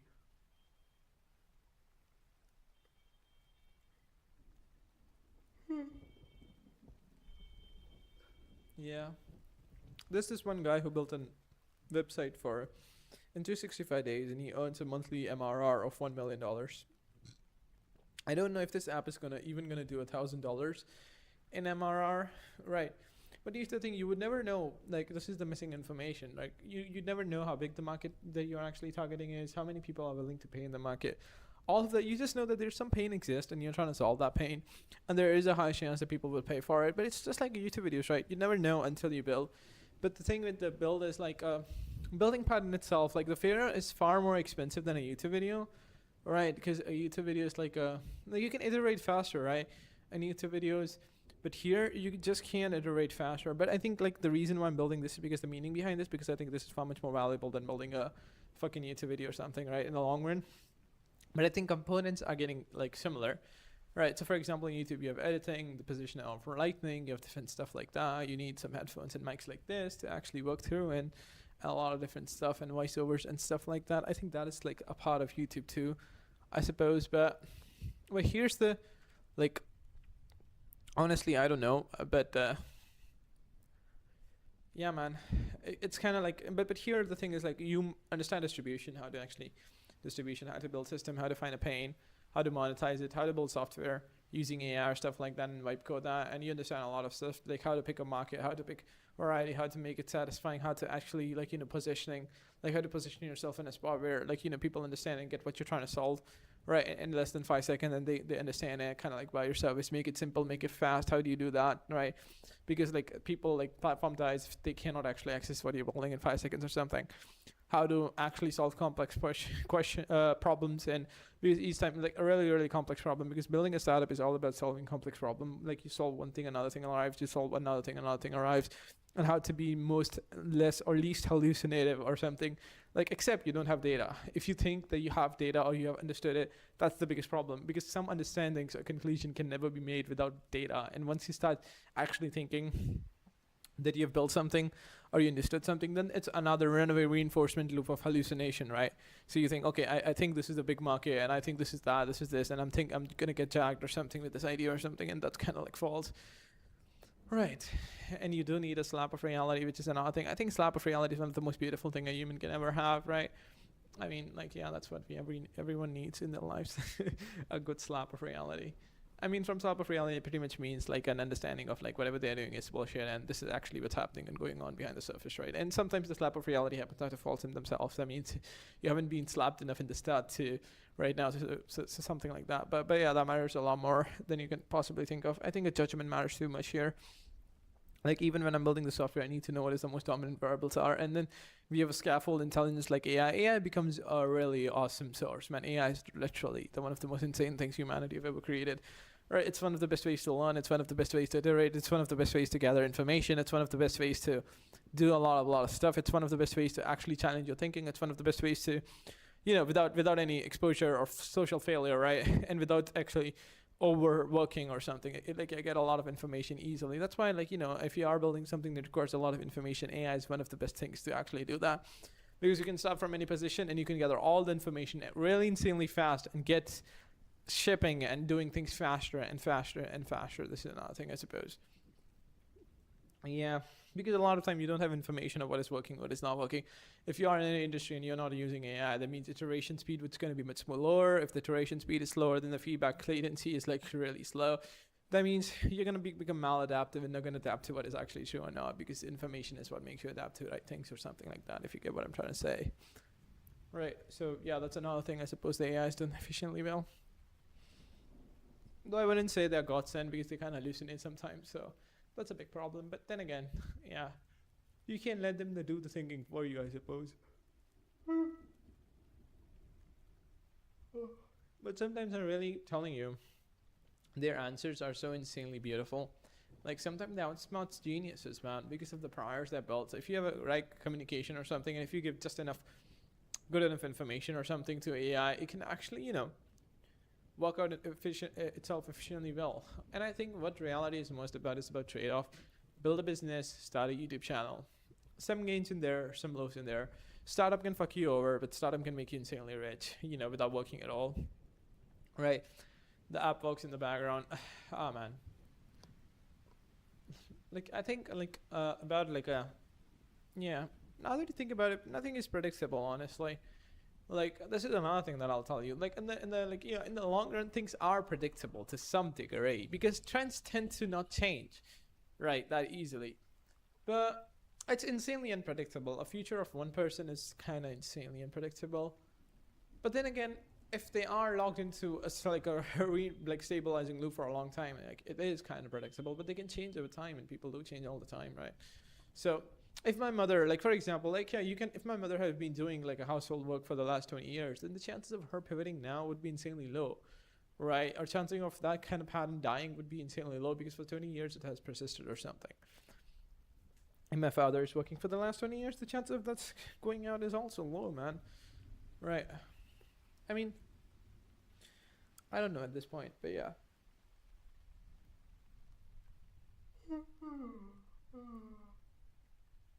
But you see what I'm saying, right?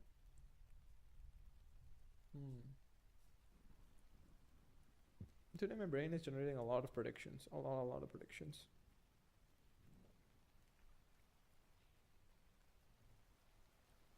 Yeah, I think it's my bias for better predictive model. I think that's one of the most things you need, because I think prediction is the moat or the king.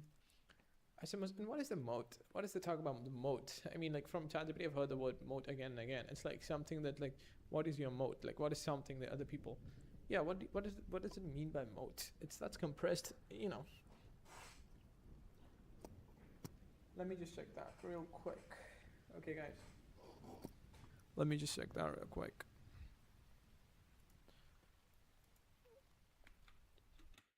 ChatGPT, what do you mean by moat again and again? When you say a business has a moat or something, what does it mean?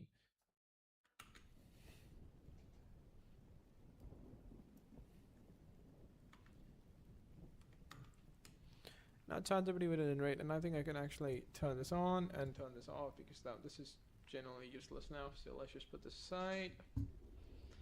But now, what is a business durability? The moat. Okay, a boundary. What is your moat? But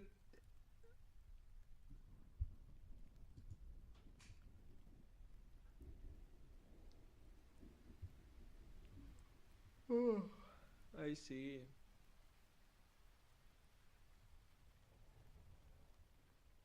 This is a perfect example of mode.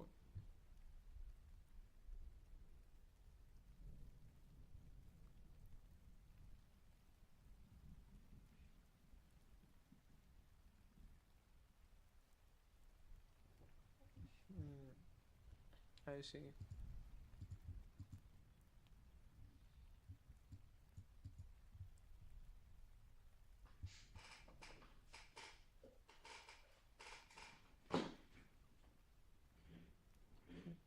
Anyone cannot make a smartphone, man. Anyone cannot make a smartphone company. But yeah, anyone can make Coca-Cola. Like a lot of company can make a LinkedIn Corporation. You join because of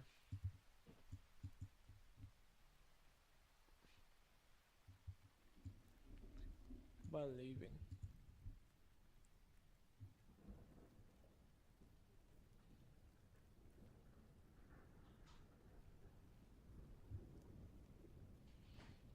Something believing. Yeah, that is the most cost advantage. Walmart done it.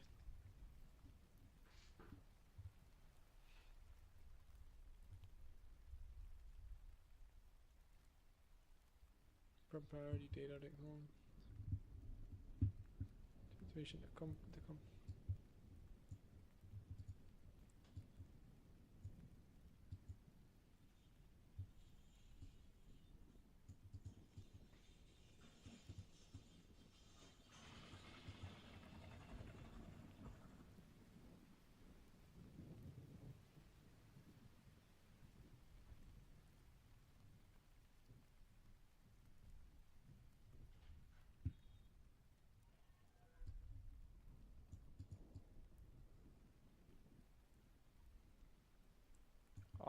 building line. Network effects creating habits so users begin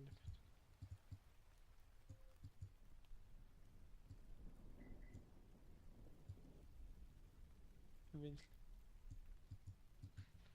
But it takes at least, yeah, within months. But like, yeah, by the time it becomes famous, by the time there's real competition, by the time stuff like that, that would be already like after 1 year it could copied, and within a year, like, yeah, and then they have to scale. And yeah, the thing is, like, building startup in itself is kind of hard.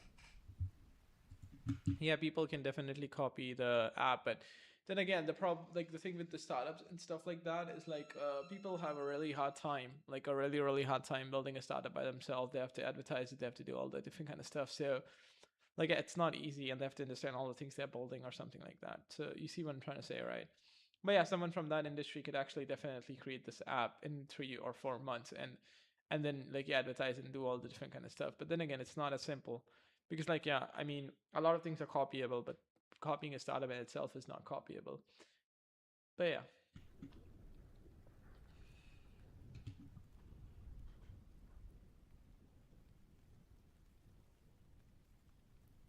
Finding or designing a solution, marketing, getting user, raising money, hiring people.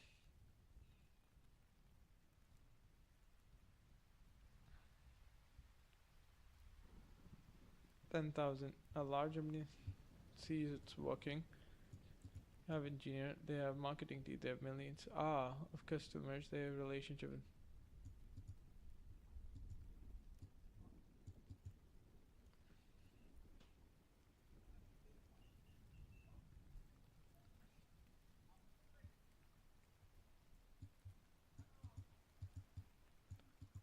Ah,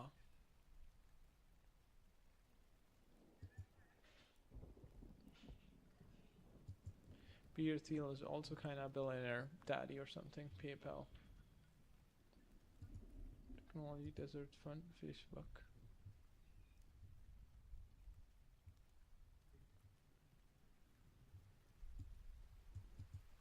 co-founding PayPal.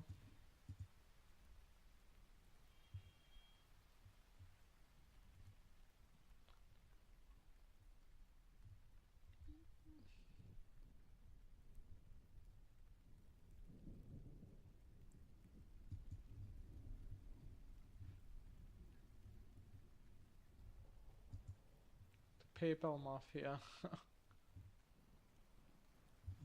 What is like the PayPal mafia? I did this. My friend told me about a couple of years ago too. Not a couple of years, but yeah, I did heard of PayPal mafia. PayPal mafia. Everyone was talking about it. What's PayPal mafia? PayPal mafia. Now I think the noise is gone.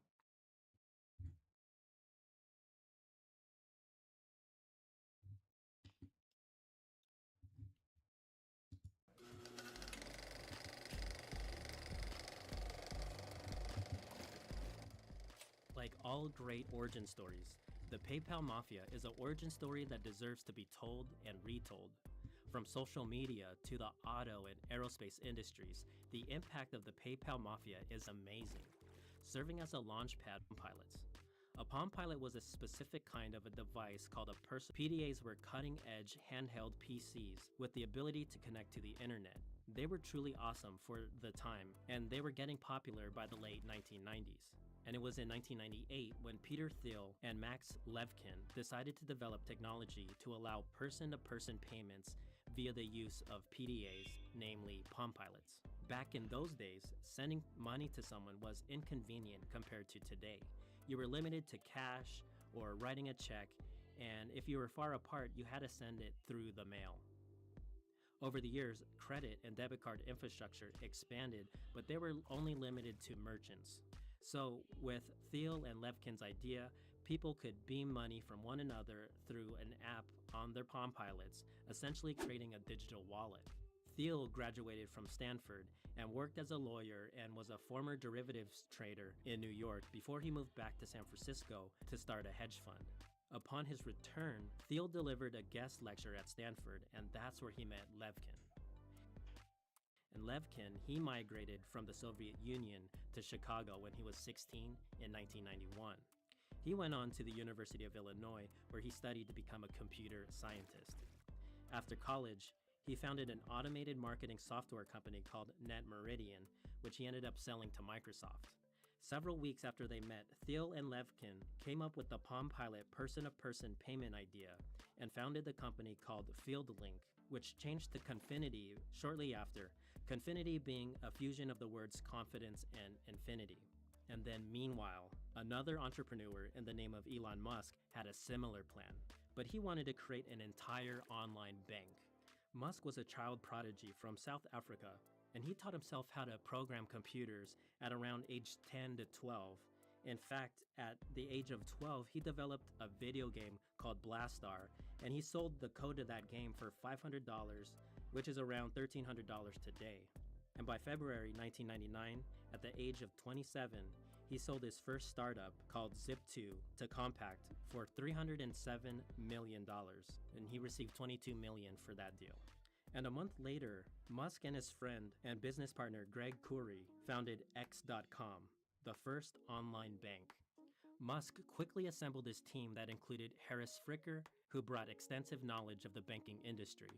But Musk and Fricker had difficulties from the start since they both wanted to run the company differently. Just months into the company's founding, Fricker tried to take over by threatening to leave and start another company, but Musk wasn't having it, so Fricker left and started his own company, taking majority of the key engineers. Then Musk aggressively hired more engineers as the company recovered. The X.com engineers worked rapidly for the next 3 months, and the bank went online the night before Thanksgiving, at a time which at one point Musk worked 40 hours straight to ensure things worked smoothly. X.com was an actual licensed bank with a partnership with Barclays, the multinational investment bank headquartered out of London. And to kick off the bank, X.com gave $20 to people just for signing up and then gave $10 for referrals. So X.com, the bank, offered all the functionality of a normal bank, but on top of that, they were offering person-to-person payment services just like Confinity. And within the first months of going live, X.com signed up over 200,000 people. The company was working hard to $10 for referring others to register. And this would be a critical element down the road. And at some point around early 2000, Thiel found out about X.com's entry into the payment service, and that got him very upset. And that's when the competition really started to heat up. Despite offering limited services compared to X.com, Confinity remained viable due to their marketing efforts and their penetration into the user base of eBay. At this point, eBay was around for about 5 years, and they were growing tremendously. Now that I think about it, man, from these kind of things, I mean, a lot of, yeah.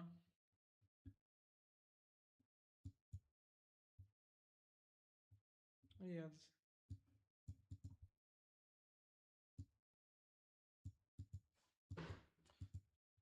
You run faster than everyone else, you use that lead to build a defense, those defenses become your moat.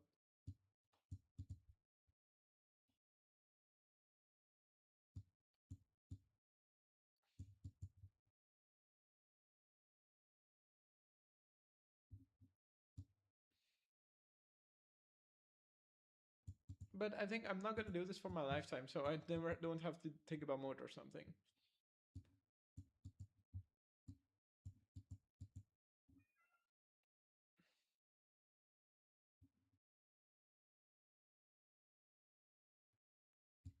Put in business, which is alright.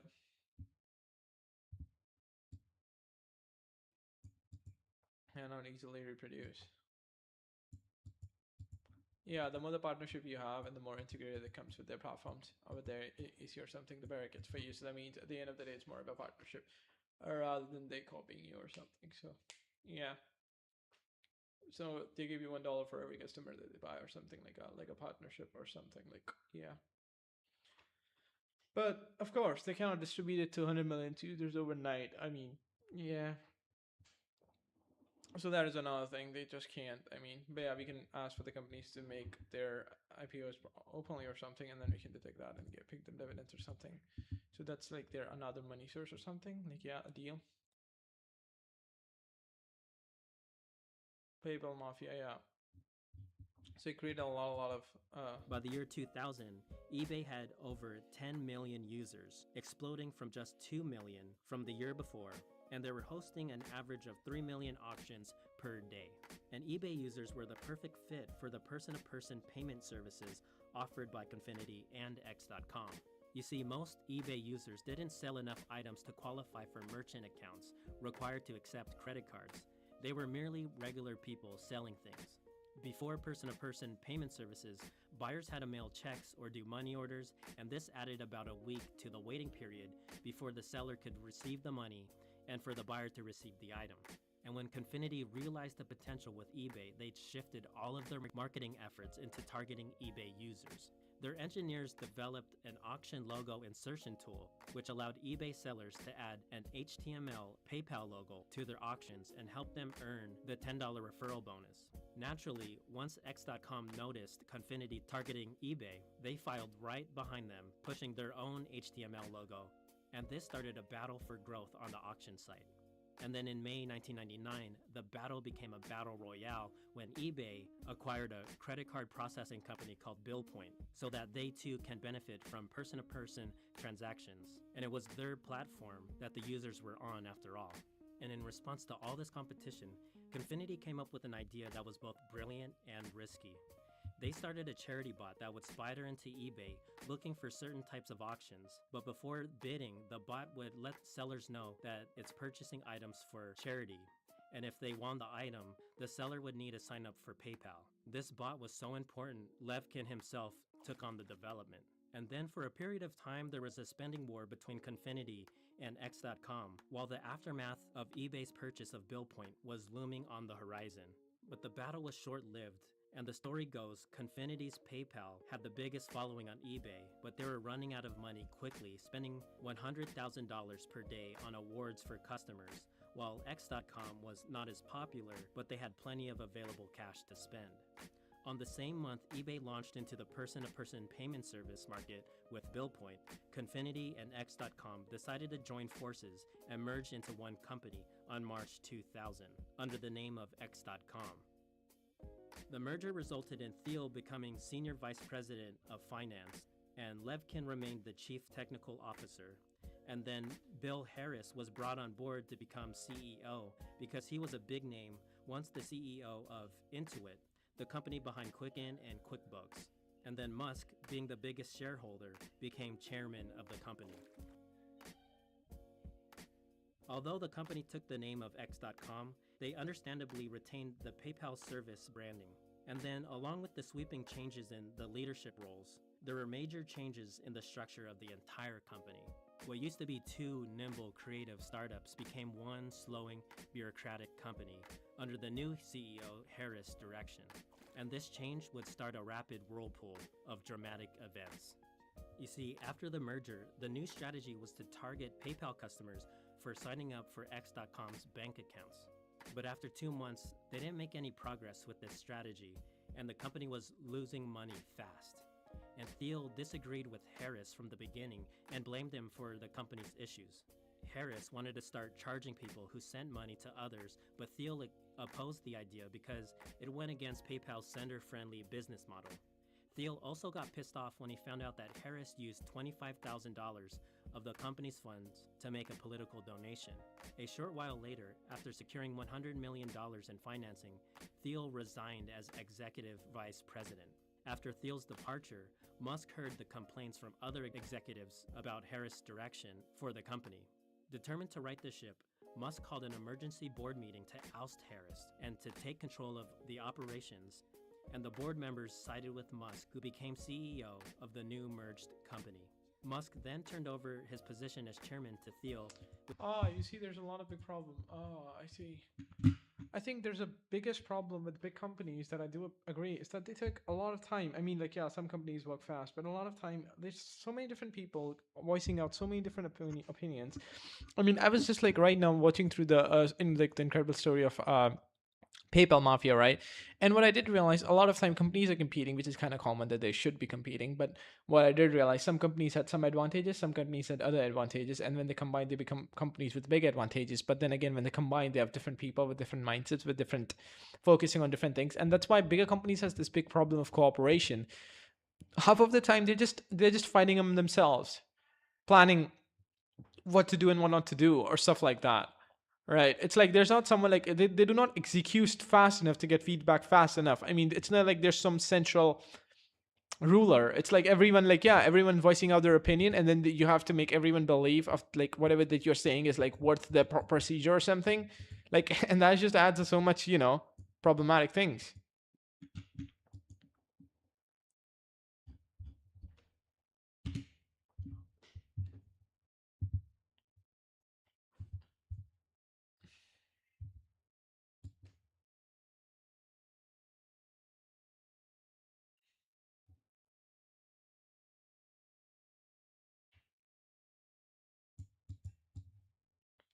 Will dependency, political.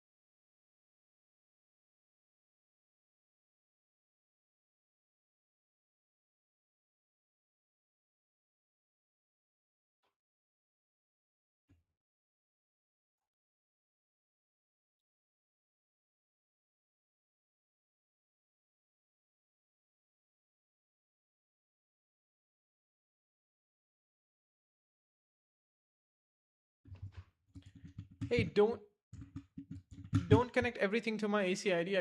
I mean, I need different insights.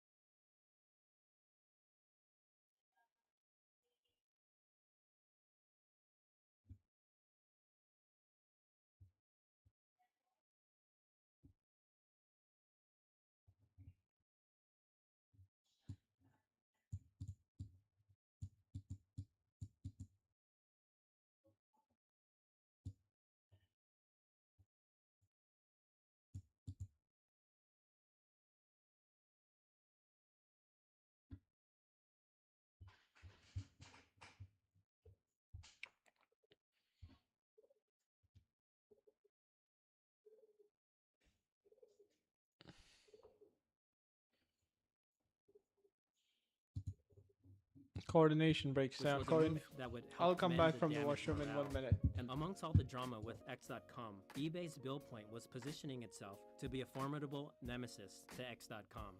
Right off the bat, eBay partnered with Wells Fargo, giving them 35% of bill point in exchange for Wells Fargo's payment credibility and expertise. Additionally, they agreed to provide back-end payment processing and customer service support.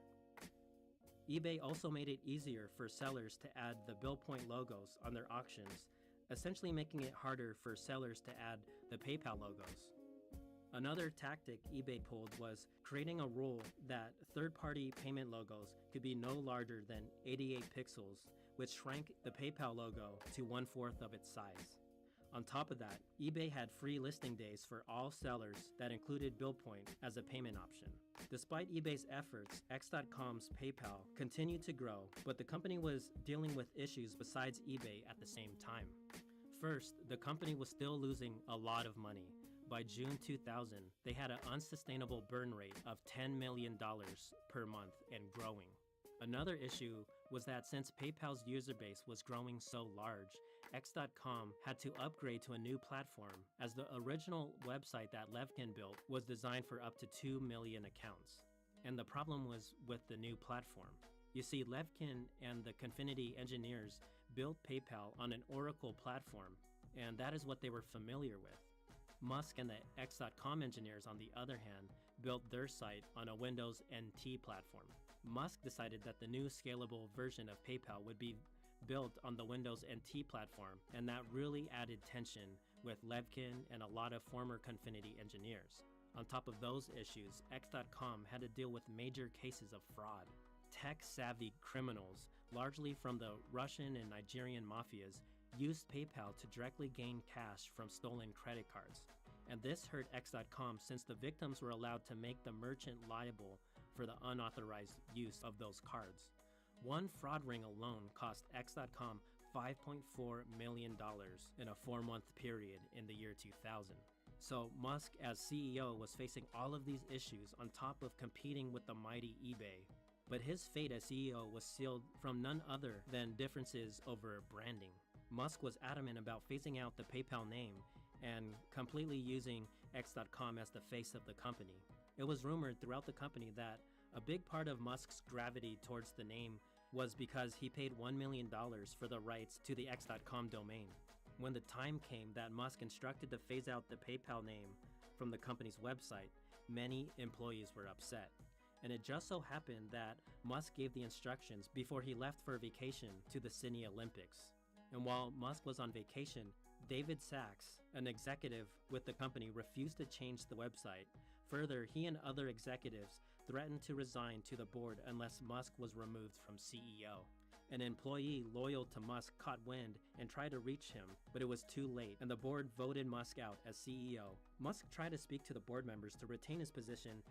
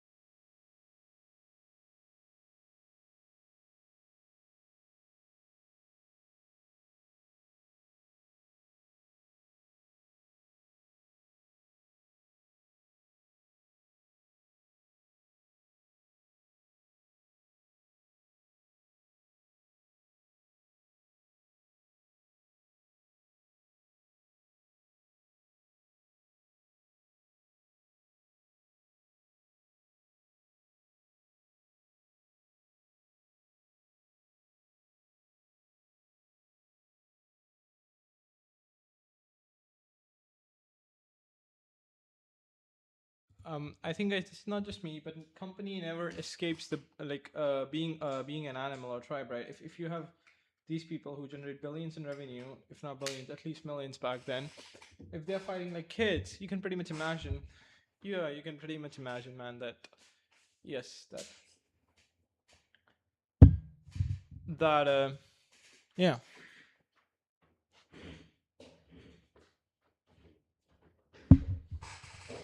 you can pretty much imagine that yeah, you can never stop being a human. You can never stop being a childish. Like a guy literally donated money, company funds. Are you fucking stupid?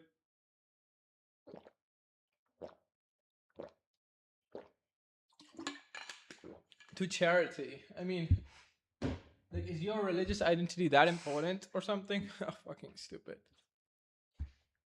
But at that point, his focus was more on the success of the company than his control. He was worried that critical tasks that needed to be done would not happen, but he talked to Thiel and Levkin, who assured him that things would be taken care of. At the end of the day, Musk remained the highest shareholder and had a lot of money riding on the success of the company, whether he was CEO or not. But from that point on, Musk was hands off from the company, which went on to face many challenges. But the company adapted to every challenge it faced, going from losing money to being highly profitable, along with overcoming the issues with fraud. And then in June 2001, the company changed its name to PayPal, and the company raised $63 million when they went public in 2002. By that time, 70% of all auctions on eBay were accepting PayPal, and over 1/4 of the transactions were done through PayPal. And it was at that point eBay made the offer to acquire PayPal that Musk, Thiel, and the rest of the board couldn't refuse at a price of $1.5 billion. And it was that deal that served as the springboard moment that led to the making of 6 billionaires and many successful and revolutionary companies. Musk, having the most stock in the company, received $250 million from the deal, $180 million after taxes.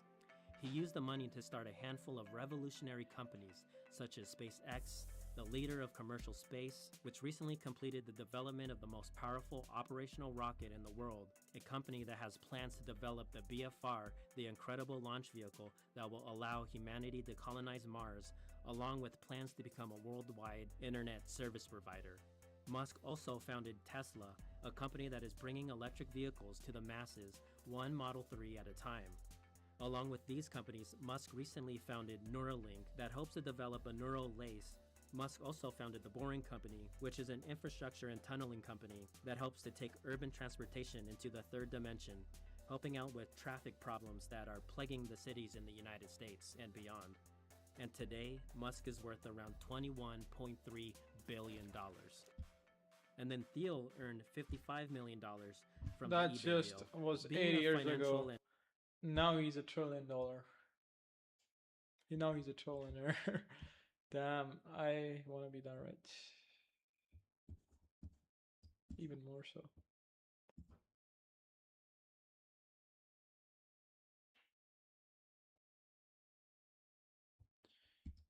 Peter Thiel is infrastructure like, and tunneling company.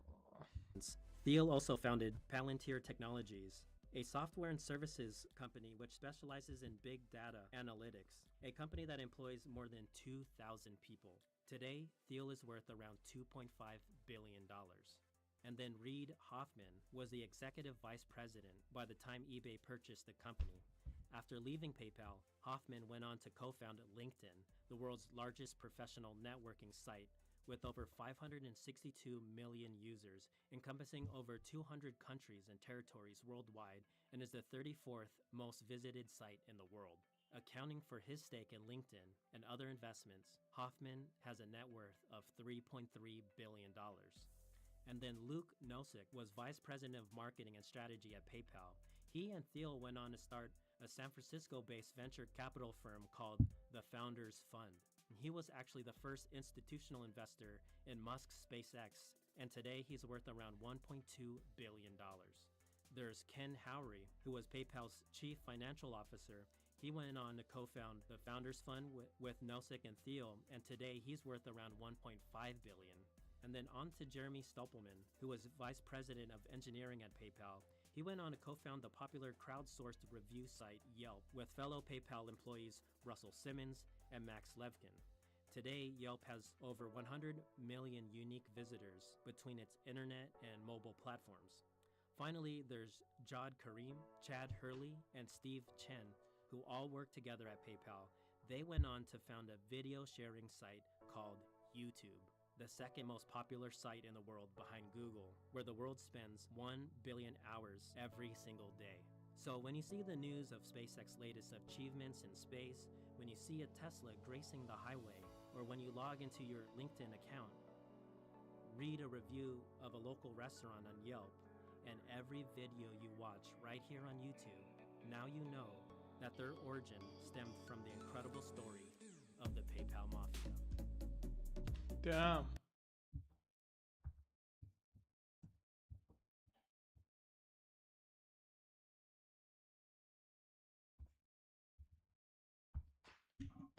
But yeah, man, the PayPal Mafia was pretty insane in themselves, right? Like YouTube, LinkedIn, all that different kind of stuff. Oh my gosh. Like, how is it like, how can such a coincidence even stem? Is it like the culture or the influence that people had from them being in that room? It's like when really smart people cooperate together, it's like they create the smartness increase exponentially, right? I mean, non-linearly, because everyone gives advice, like, and like, influences each other in a beneficial way.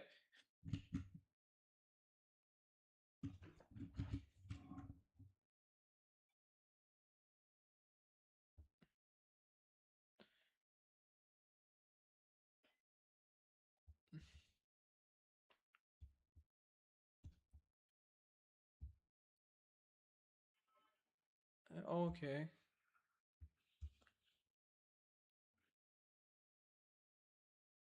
Survivorship. Imagine taking. They would probably go and build interesting things. Okay. Skill where they were fighting fraud, scaling systems, surviving near bankruptcy, competing aggressively, making high stake decisions together. Engage network compound. A great interior and digital operator partnership co-founder. Most people spend years building such network they already had at the start. The fiction of starting something contagious. Humans can leverage the expectation based on people around them. Job a billion company seems absurd if everyone around you trying to reshape industry. Suddenly maybe I can build something enormous too. That reference point changes. Cross pollinate. One person understands payments, one understands payment. When these perspectives collide constructively, the resulting idea can be much more better than the way any individual would have produced alone. The effects is often non-linear. Magic happens. Many companies try this, some become disasters. Sometimes a room full of people produce struggle competing visions, paralysis. Intelligence can amplify conflict, can also amplify conflict. People hide stress, align incentive, shared hardship, ambitious culture. Is close to zero outcome. Okay, I see. Yeah, that is kind of true too, but let's go back to reading. This is how escalation happens, right, guys? So you can see how conflict escalates too. We can see escalation everywhere, right? So we did got escalation, that right? Like, yeah, we are still in the path of escalation and trap and how it keeps on functioning. Yeah.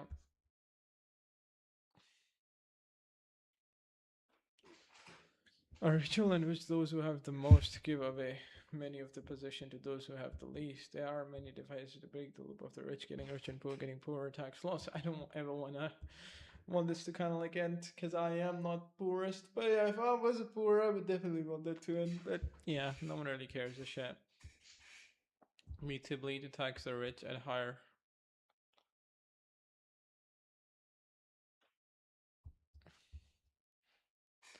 Ways of starting the game over with each new generation. Most industrial society.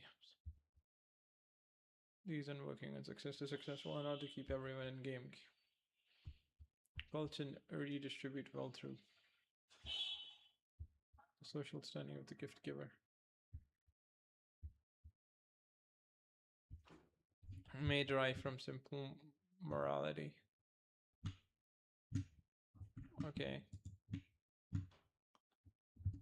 Easy going may derive from simple morality, or they come from partial understanding that losers, if they were Playing field, the success is successful if the winner of the competition is systematically rewarded with the means to win again.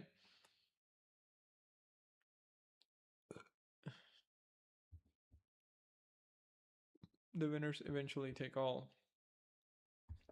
The way out, diversification, which allows, yeah, success is successful. I mean, this is kind of obvious, but yeah. The diversification, which allows those who are losing the competition to get out of the game and start another one.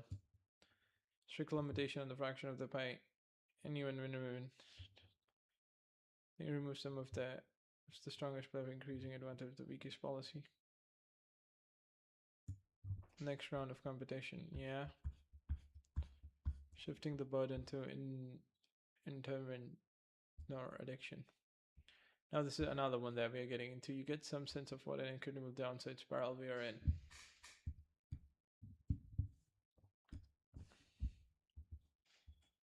Spiral we are in because more costs keep being shifted to the private sector. More private sector people stop. No, and it doesn't matter losing their healthcare an enormous percentage.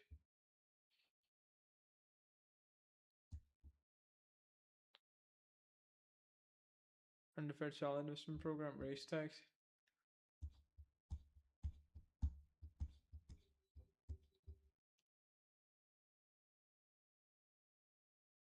Caffeine, sugar, and heroin. Most people understand. Not everyone recognizes that addiction can appear in a large system and in evidence of it. Farmers and fertilizers, the addiction of Western economies to cheap oil. Ah, yeah, this is like different forms of addiction, but addiction is pretty much dependent on something for regulation, so it's kind of like the same thing. But that would not cost. Yeah, it would just you would just call it like a cheap regulator or something. Known by names, addiction dependent, shifting the burden. So when the structure includes a stock with inflows and outflows, the stock can be physical.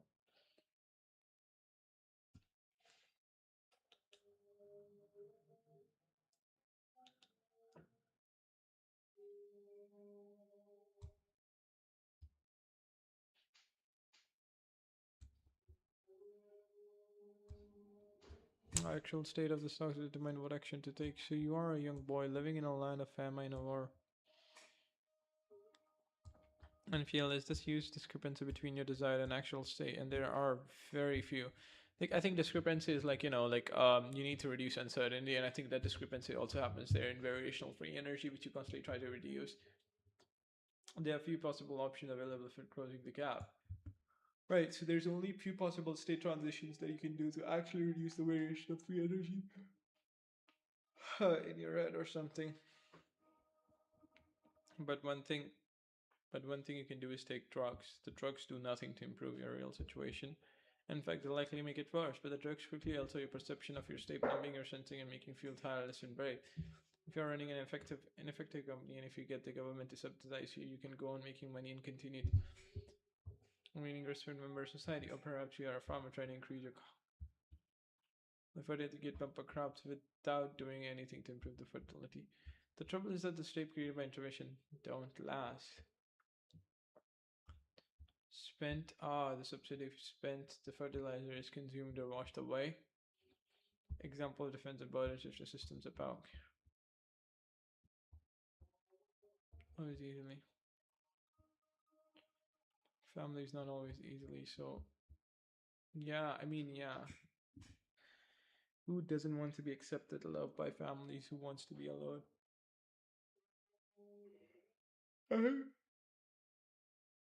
That's why rich people even donate their money or not, right? I mean, if I had a brother or sister that were in need of money, I would not likely not gonna donate them. But if they come to me directly to ask this, then it's kind of shameful to not donate, I suppose. Yeah.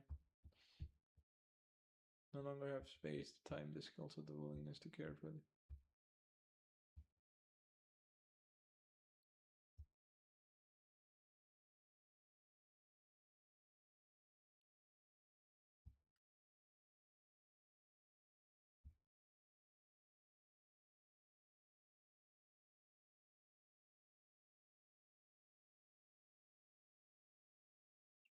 There are egos of people, I suppose.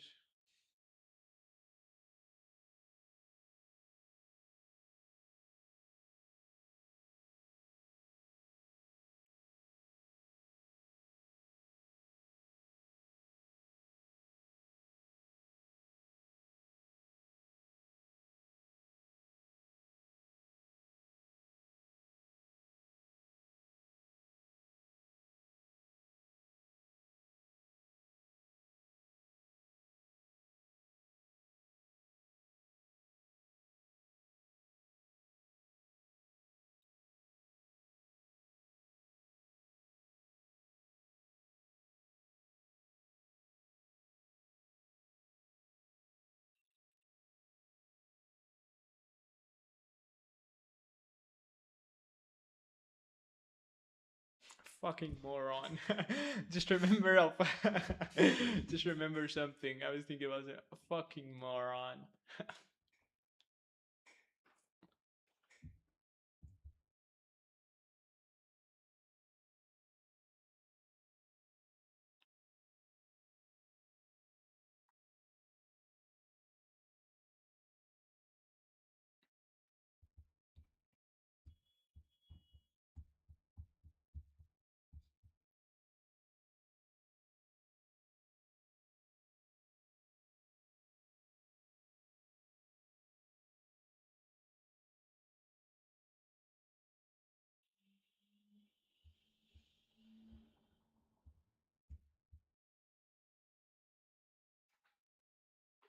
I'm thinking of something, guys. They go and get in the game while others still do that. Yeah, they go and get in the game.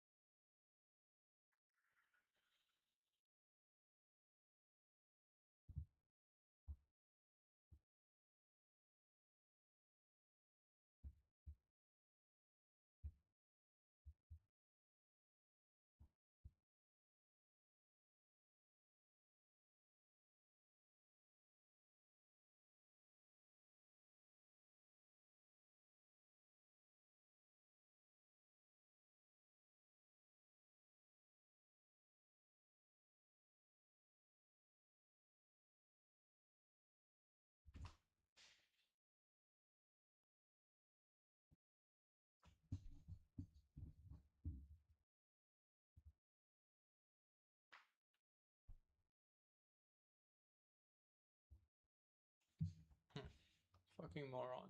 I'm still thinking about a fucking moron. Phew, now most family no longer have the space, time, and the skills or the willing to give.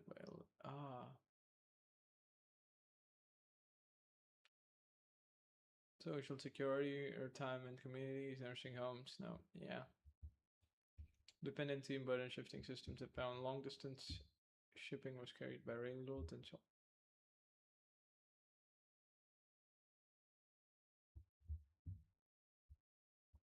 Help out by building highways. Okay, kid used to be. It's pretty used of calculators, population bolted by partial. But I think dependency is part. Like I'm dependent on AC, mic. Like I'm dependent on so many things, and so many things are dependent on so many things else. So dependencies are kind of inevitable. Like you would soon enough. Like you're dependent on oxygen, can't do anything about that. You can never eliminate the dependencies, but you can definitely reduce them onto things that you think won't be around there for long. You build up partial immunity to diseases such as smallpox, tuberculosis, malaria until vaccination drugs came along. Modern medicine in general has shifted the responsibility for healthy away from the practices and the lifestyle of each individual. And we're shifting a burden to an intervener can be a good thing. Can we increase the ability to keep system in desirable state? And I've referred you onto something doctors and medicines. Yeah, that's kind of true.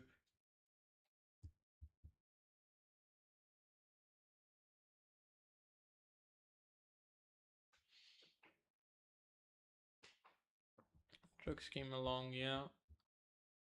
Present protection from such allows it preferably only partial protection from natural spectrum immunity. Some system really needed intervener. What does this mean actually? Really, what does this mean?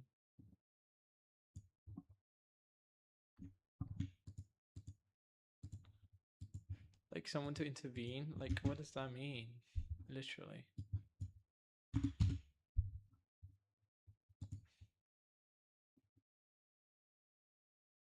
Okay, it's not showing. Are you shitting me?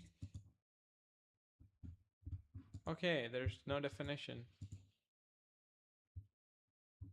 Taking a part of something to prevent or alter the result. Yeah, so there's intervene. So interventor, like someone who intervenes or something. But the intervention can become a system trap. A corrective feedback process within the system is doing a poor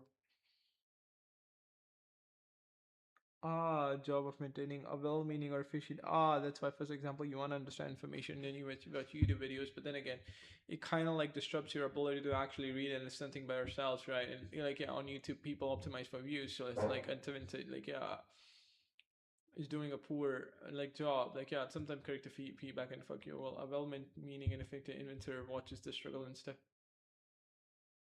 The brings the system to state everyone wants to be. Congratulations are in order usefully solve. Okay, but then again, I do not get the entire thing. This is the original problem reappears since nothing has been done to solve it at its root cause, so the inventor applies more of the solution. Discussing the real state of system again. Problem, the real state of the system they keep on talking about is how many stocks, how many, like, yeah. To act on the problem, this makes it necessary to use still more solution. The trap is formed with the intervention, whether by active destruction or by simple neglect, undermines the original capacity of the system to maintain itself. The original capacity of the system. If the capability atrophies, then more of the intervention is needed to achieve the desired effects. Right, that weakens the capability of the system even more. The inventor keeps on stack up and so forth. That's how. Like yeah, you lose the ability. Like yeah, that's how. Like people are dependent on healthcare and stuff like that to maintain themselves. They do not know a lot about like under different conditions. Like in these conditions, you can pretty much maintain yourself. But think about it. Like over time, let's say there's diseases. Right. Let's say there's disease. Right. The diseases like there's diseases. There's like a lot of money. Not money. There's diseases, there's money, no money, there's diseases, there's healthcare that you constantly use, there's like food resources, you cannot grow food by yourself, you cannot even hunt resources, there's food resources, right? Like and there's like so many different like electricity and like like electricity and like apps, like apps, services, plus like you're dependent on some apps for certain specific stuff, apps plus I mean like yeah, services, blah blah blah. So like you're dependent onto all these kind of systems, right? And this dependence is kind of like over time. This depends whether you like it or not. This dependence is gonna rise over time. It has successfully risen in the past. We were dependent on very few things, but yeah, we are still dependent on environment, and all of these things in themselves are dependent on dependent on the environment they're part of, which is kind of true, right? I mean, so these things are kind of constantly dependent on the environment they're part of, or something, right? So I mean, I'm too zoomed in actually. Yeah, I'm too zoomed in. So, but I guess it's all right. So these things themselves are dependent on some environment and different stuff like that. So you have a problem, right? So you have a big problem actually, and yeah. So you have, so then the dependence, right? The ability to maintain themselves decreases, and like this is how, like over time, since we are like rising, and I think it doesn't decrease like that. It's like a, but I mean, you'd never develop. In fact, you never develop it, right? You never develop it. It's like, yeah, ability to maintain yourself. You never develop it. So like your ability to maintain yourself is like it never develops. It just hardly barely develops over time, like rarely. So that's another thing. Like you, yeah, because like let's say if you have like someone else maintaining the temperature of your AC, you never develop the ability to actually develop the temperature of their AC, or yeah, something like that. So we can pretty much think how that functions, and that dependence causes destruction is like when you're using so many regulators, and when those regulators are not present, you kind of fuck them yourself over. It comes from cybernetics or something, but yeah, formed intervention whether by the active destruction of simple or the capacity of the system to maintain. Yeah, so intervention applies more of the solution, disguising the real state of the system, thereby failing to act on the problem that necessarily still use more solution. Right? It's like a runaway feedback loop of like this is what they call like Barton shifting systems abound, right? So it's like the more you shift towards these, the more you fuck yourself over. And think what they call it, by the way, they call it shifting the burden to the intervener. So shifting the burden to an intervener, which is aka addiction, right? To that something that causes you to, yeah, the intervener foresee that the initial urge to help out a bit can start a chain of effect that leads to ever increasing dependency will ultimately will strain the capacity of the intervener, right? Just like how children's like are like metabolically financially too expensive, right? Right, the healthcare system is experiencing the strains of the sequence of event, but only after only after intervening and taking care of the fucking system for more than 10 years or something, finally they get into market, get crushed by the market and its demand, has to work every day. Finally the demands, finally all of the basic bullshit that they will come to up with, the dad do this for me, kind of like start to decrease. And that's not 10 years actually, that's like 20 years, at least 20. Some for some it can reach 30 years, right? A child who's still studying after being 30 years of old, right? It's like after so many years, finally they start to pull their own shit, and finally start to understand, okay, this is like, and like finally decreases. But then again, like it took them fucking 30 years, and now let's say you are already 55 and you have 20 years to live. 20 years to live. So for 30 years you actually had an organism, and you wasted a lot of money, invested that money into something else. That's why having kids doesn't make sense to me financially. If you are poor, I mean, if you are rich, then yeah, go for the kids. I mean, this is the same thinking I think all the Japanese people have. That's why they're fucking not, because like yeah, like if you have a kid, like that's a lot of money you have to invest it just to raise the fucking kid, and like yeah, you're wasting all of that energy, resources, time onto something that cannot even regulate by itself, and you don't necessarily like yeah, and you're sacrificing for that little bitch, and that bitch just doesn't want to understand you, and you kind of like love that bitch or something, so you kind of like keep on increasing the like stakes of something, because you have an ego that says, oh, I'll raise my kid really nicely, that causes the expectation of the kid to be higher, but a lot of time you're not able to meet the expectations of the kid. Is like disappointed, and then your ego is there telling you, stopping you to tell your kid that, kid, I'm not that rich, what do you expect out of me? Do you expect me to be a billionaire or something? No, I'm not that. But then you'll say, I'll come up with a lame excuse that money doesn't grow on trees or something, which is just say you're not rich enough to kind of like fulfill the demands of the kid, and tell him to get rich enough by himself to buy the shit for him one day. Like experiencing the strains of sequence of events, like in the individual or community, may not think through the long-term loss of control.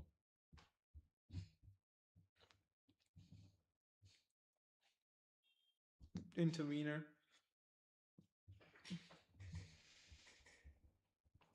Vulnerability that go along with the person you shift up button.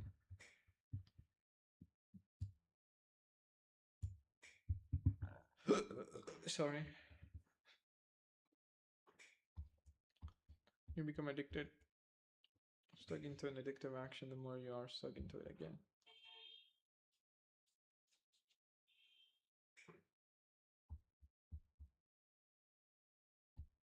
One definition of addiction.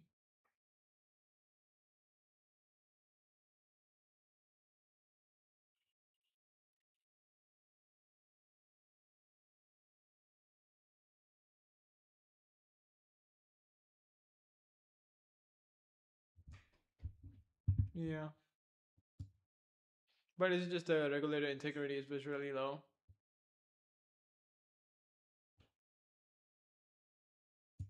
Yeah, addiction is like I used to regulate my self view, yeah.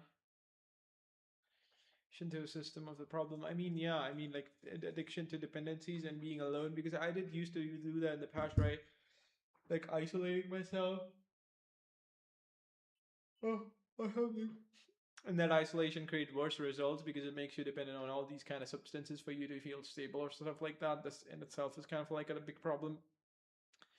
And we streamed a lot less today, huh? We just streamed for about 2 hours, 30 minutes, and even then, I think 30 minutes were wasted doing this and that shit, I suppose.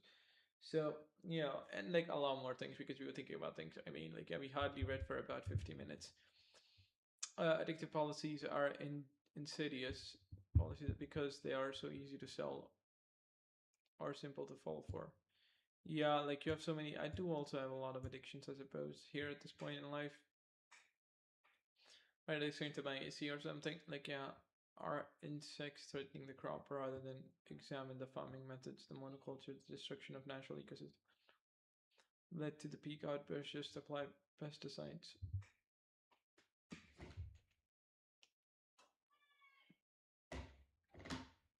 Make the bugs go away and allow more monoculture and more destruction of ecosystems.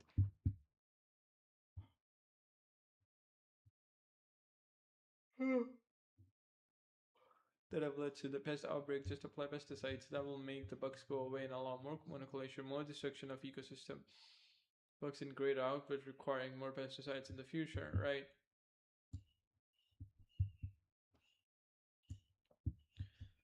So if oil is going up, guys, it's lunchtime actually. Yeah, I think I should go downstairs and acknowledge the inevitable depend non-renewable resources and increase fuel efficiency or switch to the fuels. We can fix the price.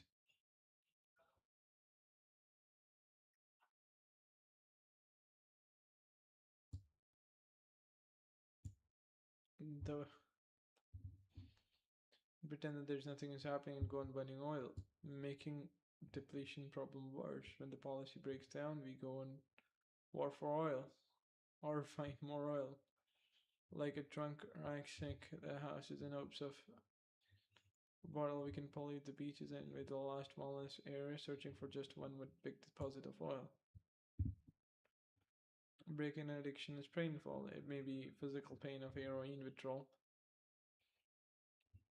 pain of price increase to reduce all consumptions.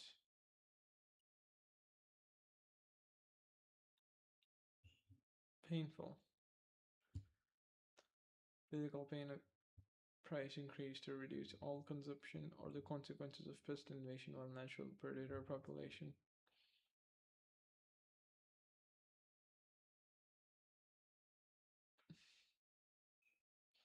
I have broken a lot of addictions and built new ones and then broken them again and then build new ones and broken. I know just how painful that can be.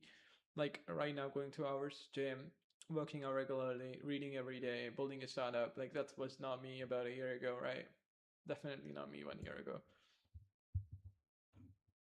Maybe physical pain of heroin withdrawal or economic pain. But yeah, I can self-direct myself at this point, which is a good thing. That means I do not need someone else to tell me what to read, what to learn. I just do it by myself. Same goes for the bodybuilding and stuff like that. So yeah,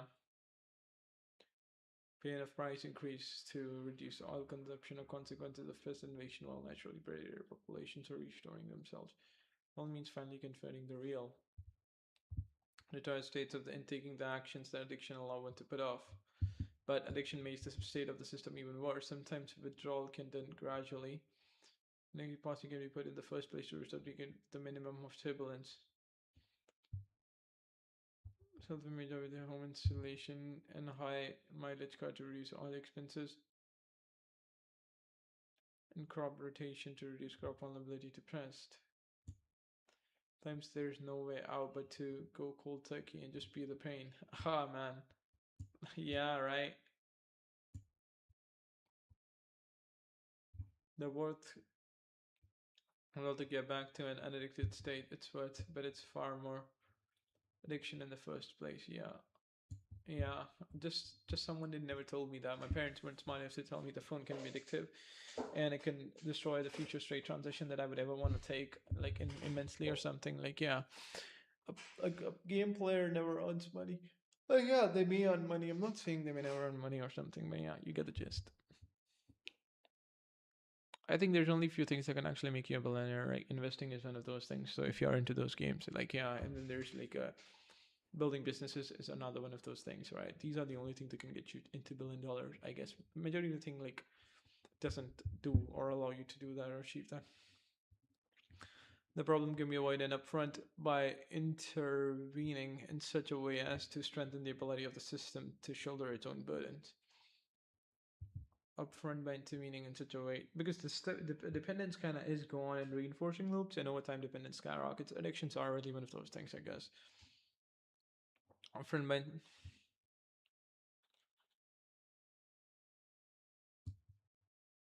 upfront by intervening in such a way as to strengthen the ability of system. Its own entire, yeah, to make system itself better, right? Rental such can be much cheaper and easier than taking over.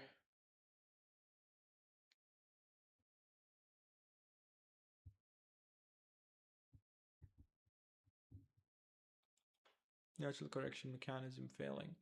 Yeah, where is not like yeah. Why is the natural correction mechanism failing? I think natural correction mechanism for us humans is like physical exercise. Right, so like the less you do physical exercise, the more easier it is get for you to get into like addictive stuff or something like that. But yeah, obstacle to their success be removed. How can mechanics for their success be made more effective? Yeah, like access obstacles to their success be removed. For example, it's like remove all addiction. So I'm trying to achieve a desired state of $1 billion, not $1 billion, but you get a lot of money, right? So like for that, remove all movie addiction, phone addiction, media addiction. Like yeah, remove all unuseful friends. Replace that with the gym, because physical maintenance and like some sort of because like yeah, that mechanism is really good, especially like physical running, like yeah, and like yeah, running and like jogging, especially jogging and taking like the load in the like yeah like lat pull downs, dumbbell press or whatever there is, like like yeah, chest dumbbell press or whatever there is, like yeah, do exercise or what do you call it, bodybuilding and resistance training and stuff like that to actually improve like biological stability of the brain and the body, right, and use that efficiently or something, right? And how can mechanism be used for their success to be made more effective? More yeah, like these mechanisms can be used for psychological stability even in isolation, because I am kind of isolated from the world, right? And like how much obstacle to their success be removed. Like yeah, I did remove a lot of obstacle to my success. Why are natural collection mechanisms failing? That's another thing, right? So yeah, you have to ask that self again and again. I think I would come back after taking my lunch, I suppose. Right, guys, the trap shifting the burden to the yeah intervener, like yeah, shifting the burden dependent, but does nothing to solve underlying problem, whereas substance adults when perception or policy that hides underlying trouble or drug choice preference. Intervention disguised designed to correct the problem causes self-maintained capacity of the recipient to atrophy or raid in the destruction reinforcing lupicide motion. Yeah, when the solution is required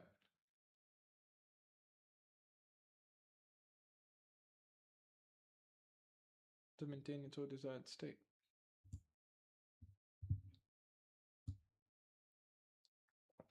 Reduce and disguise the system but does nothing to.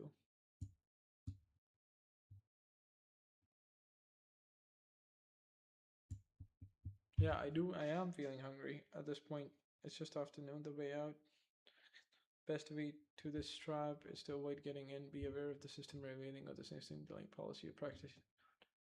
Address the problem, take focus of short term and relief. Like, yeah, I think this is what we're gonna do today. Rule beating, I think this is another thing. Tab is to avoid getting in, be aware of system revealing a signal, and sometimes it is just a restructuring. Yeah, guys, so this is all for today. Nice meeting you guys. I hope you enjoyed. Yeah, and it's all about information, so it's not really addictive to watch, but if you do watch this, it acts like a podcast. Like all of these videos are in some sense a podcast, and you can just sit down and watch to it or listen to it and understand, and then podcast in a way if someone else is themselves trying to understand something, right? So it's a lot interesting than normal podcasts, I suppose. But yeah, bye.